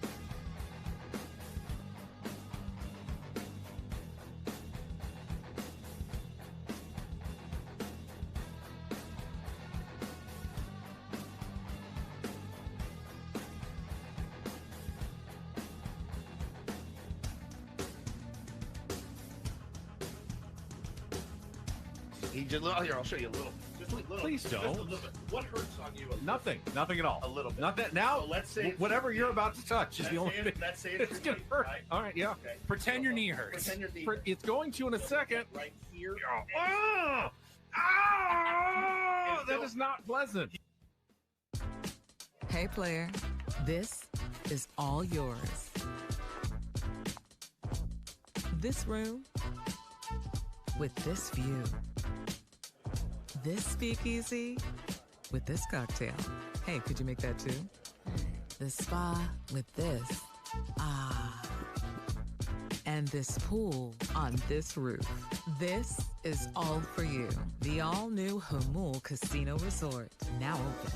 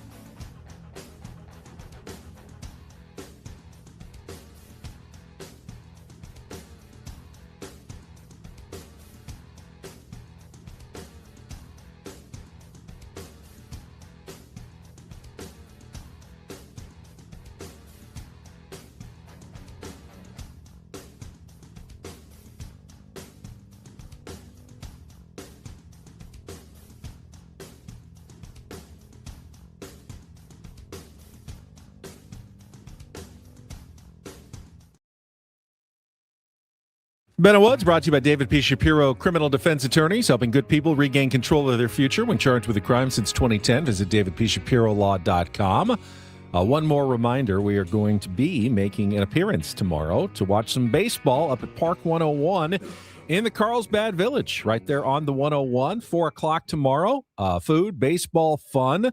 We got skinny margaritas from Santo Tequila and our friends Sammy Hagar and Guy Fieri, giving away a Mason Miller autographed baseball tickets to see our hometown baseball team tomorrow, Park 101 in the Carlsbad Village. And if you'll remember, a lot of the tier ones were out there for the playoffs last year as we watched fun playoff game. I believe that was the one they won. That was the one they won. So I went back the next day to try to keep the good vibes going. I sat in the same seat. I ordered the same food, and we lost. It's almost as though it doesn't matter where you watch the game doesn't really affect the outcome at all. I just didn't want to be the reason, like I had to be in the same seat. I had to have the same food because they did play well that game that we went to, or the one that we watched, and I didn't want to be the reason. But not everybody who went was there. You're and right. So You'd obviously have to have that was the problem. everybody. You needed. If everybody had shown up the next day, Padres would have won that game, probably the World Series. So all this blame yourselves. All this blaming of a lack of offense. Be better, fans. It's on fans who didn't absolutely duplicate where they watched the game the day before. Yeah, that's true. That's true. But no, excited to see you guys. Come on out and say hello. Who won the Padres tickets for the A's game? Alec. Not Alex. Alec. I bet they get a lot of is that Alex? No, Alec. When you're on the phone, are you out of material completely? I get a lot of I say Alec material. Say who's this? I say Ben. They go Dan. They go no. Dan Stevens. Dan Stevens. Wasn't that I get your that fake a lot. name? That was my fake name. How many that happens to you? Happens to me all the time. Dan. And all I can think is nobody enunciates more than I do. That's Yet true. I still can't get them to hear Ben. Ben. They hear Dan. Hi, Dan. Ben. Yeah. So I sometimes now just have to say Ben as in Benjamin. You say that? Yes. So they Why know don't you that say it's not Benjamin? Dan as in Daniel. I could, but then they think I'm Sorry, Benjamin. are you saying Danjamin? And then they just call me. Okay, so Danjamin Higgins. All No, right. no. Benjamin. No, that's Benjamin. I'm getting a Danjamin. Danjamin is what I'm hearing. Ben is in bend over, right? Yeah. That's B is in. B as in. Well, I can't remember what it was. what was B?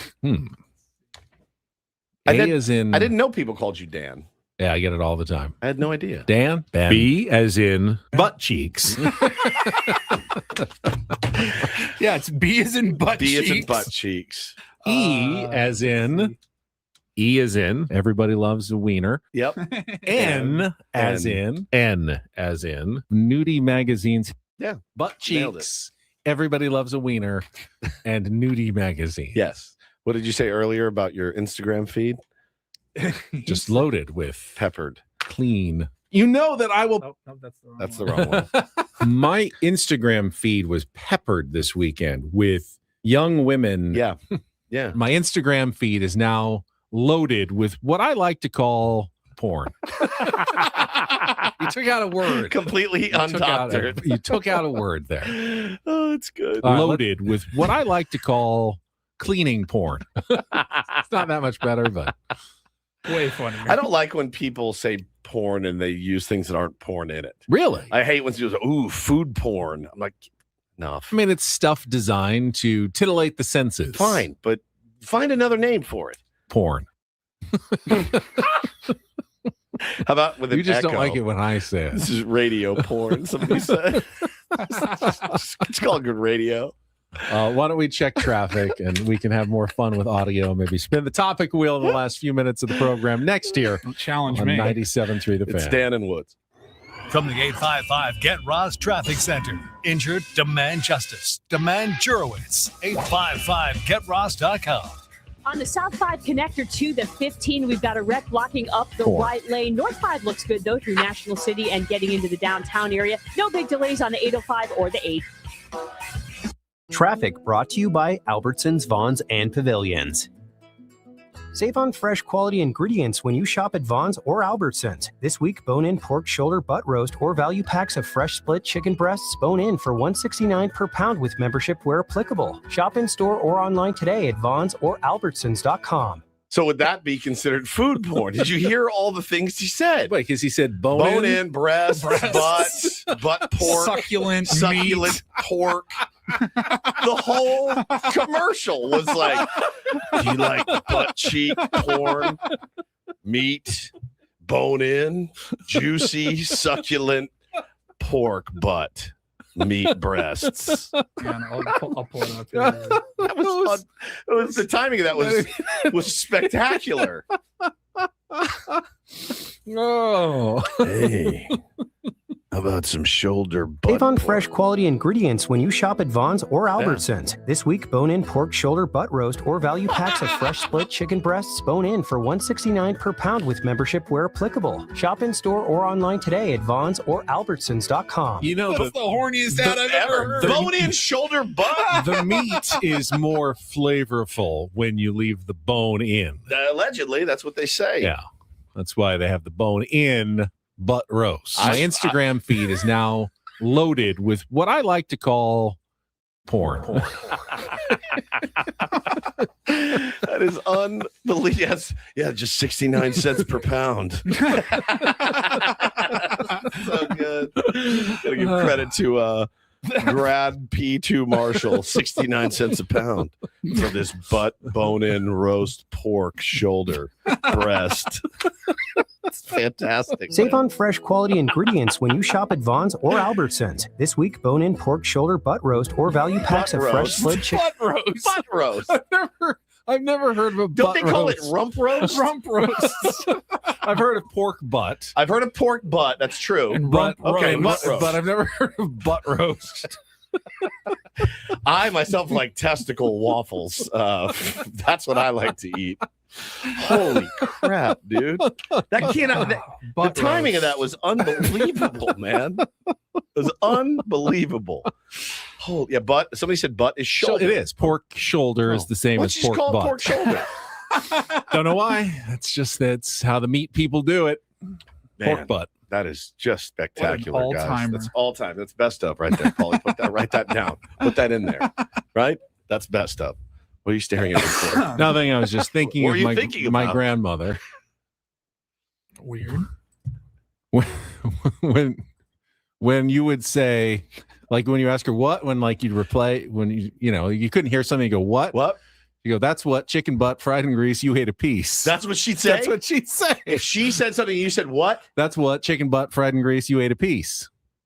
I think it was something they must have done in like the 30s. Maybe.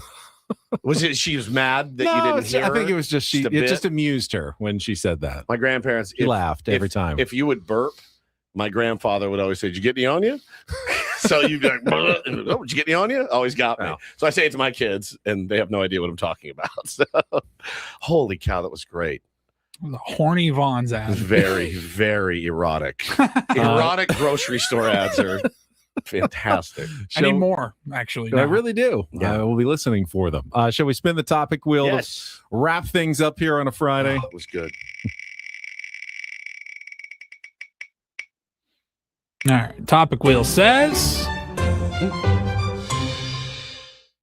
Now, we often ask or say, what's the worst part of getting older? But what is the best part of getting older? Ooh. Having more money. Discounts, yeah. Senior citizen discounts, those are nice. It's just I mean, having more money. You just you stay at the same job. You should hopefully make make more some more money. money. But like That's nice. in general, like you're gonna make more at age 40 than you made at age 22. Yeah, for sure. You know what I mean? Like you have more responsibilities, but For me, it's wisdom and every year getting better at, Remember when you were a kid and you hated bedtime so much? God, I love bedtime. And now it's just Oh. the best thing in the world. It is. You just love it. It's It like is I get just to lay down in this bed. It is so nice. It's the best. And you used to hate Naps, it when you were a oh, kid. God. And you think, why did I hate going to bed so much when I was a kid? When now it is just the best thing. It's the best part of the day. It's like, all right, love you guys too. I'll see you tomorrow. And you cry every night. I hit my wife both on. I did, yeah. Like every single. You do night. appreciate things when you get older. Yeah. Quite a bit more. Oh, yeah, Small man. things. Small things become big. They really do. Little moments and things that you've let pass by when you were 18, 19, 20. And I don't know if that's part of the wisdom or if it's something biological, but yeah, tiny things that you would just have completely ignored as a kid become things you savor and enjoy so much more. Dominic says he's a good one. He says the best part of getting older is apathy.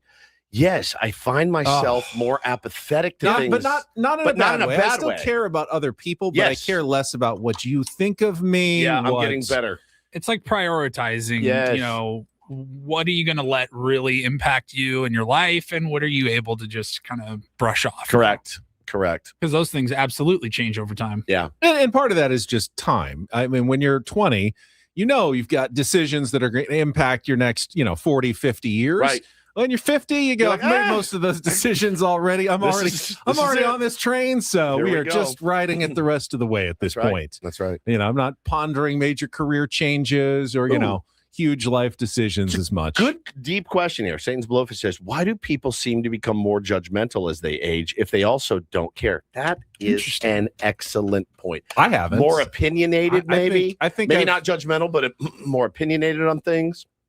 I think some people with the wisdom that comes with age get frustrated that other people can't see Can't, the right. wisdom that they have already gained and wish they could get it a little bit faster.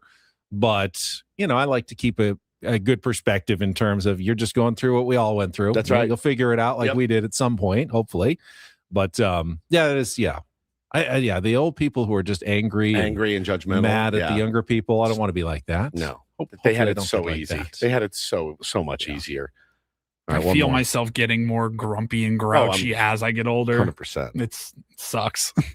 I don't. I'm not grumpy or grouchy. No, that's true. You should be more grumpy. You should be. I know. Sorry. What is a movie everyone loves but you do not? Oh, God, the list is long, I think. Nacho Libre for me. It's a damn good example, Paulie. I didn't like it either. Does everyone like Nacho Libre? Everybody I know. Yeah. My age Colt favorite. loves it. That's a good one. I never got it. And I like Jack Black fine. I love Jack Black. I didn't get it. I mean, there's a... I just basically go through the list of Adam Sandler filmography. Very snobby. I'm not that snobby. I just don't really like Adam Sandler movies very much, and everybody else loves them.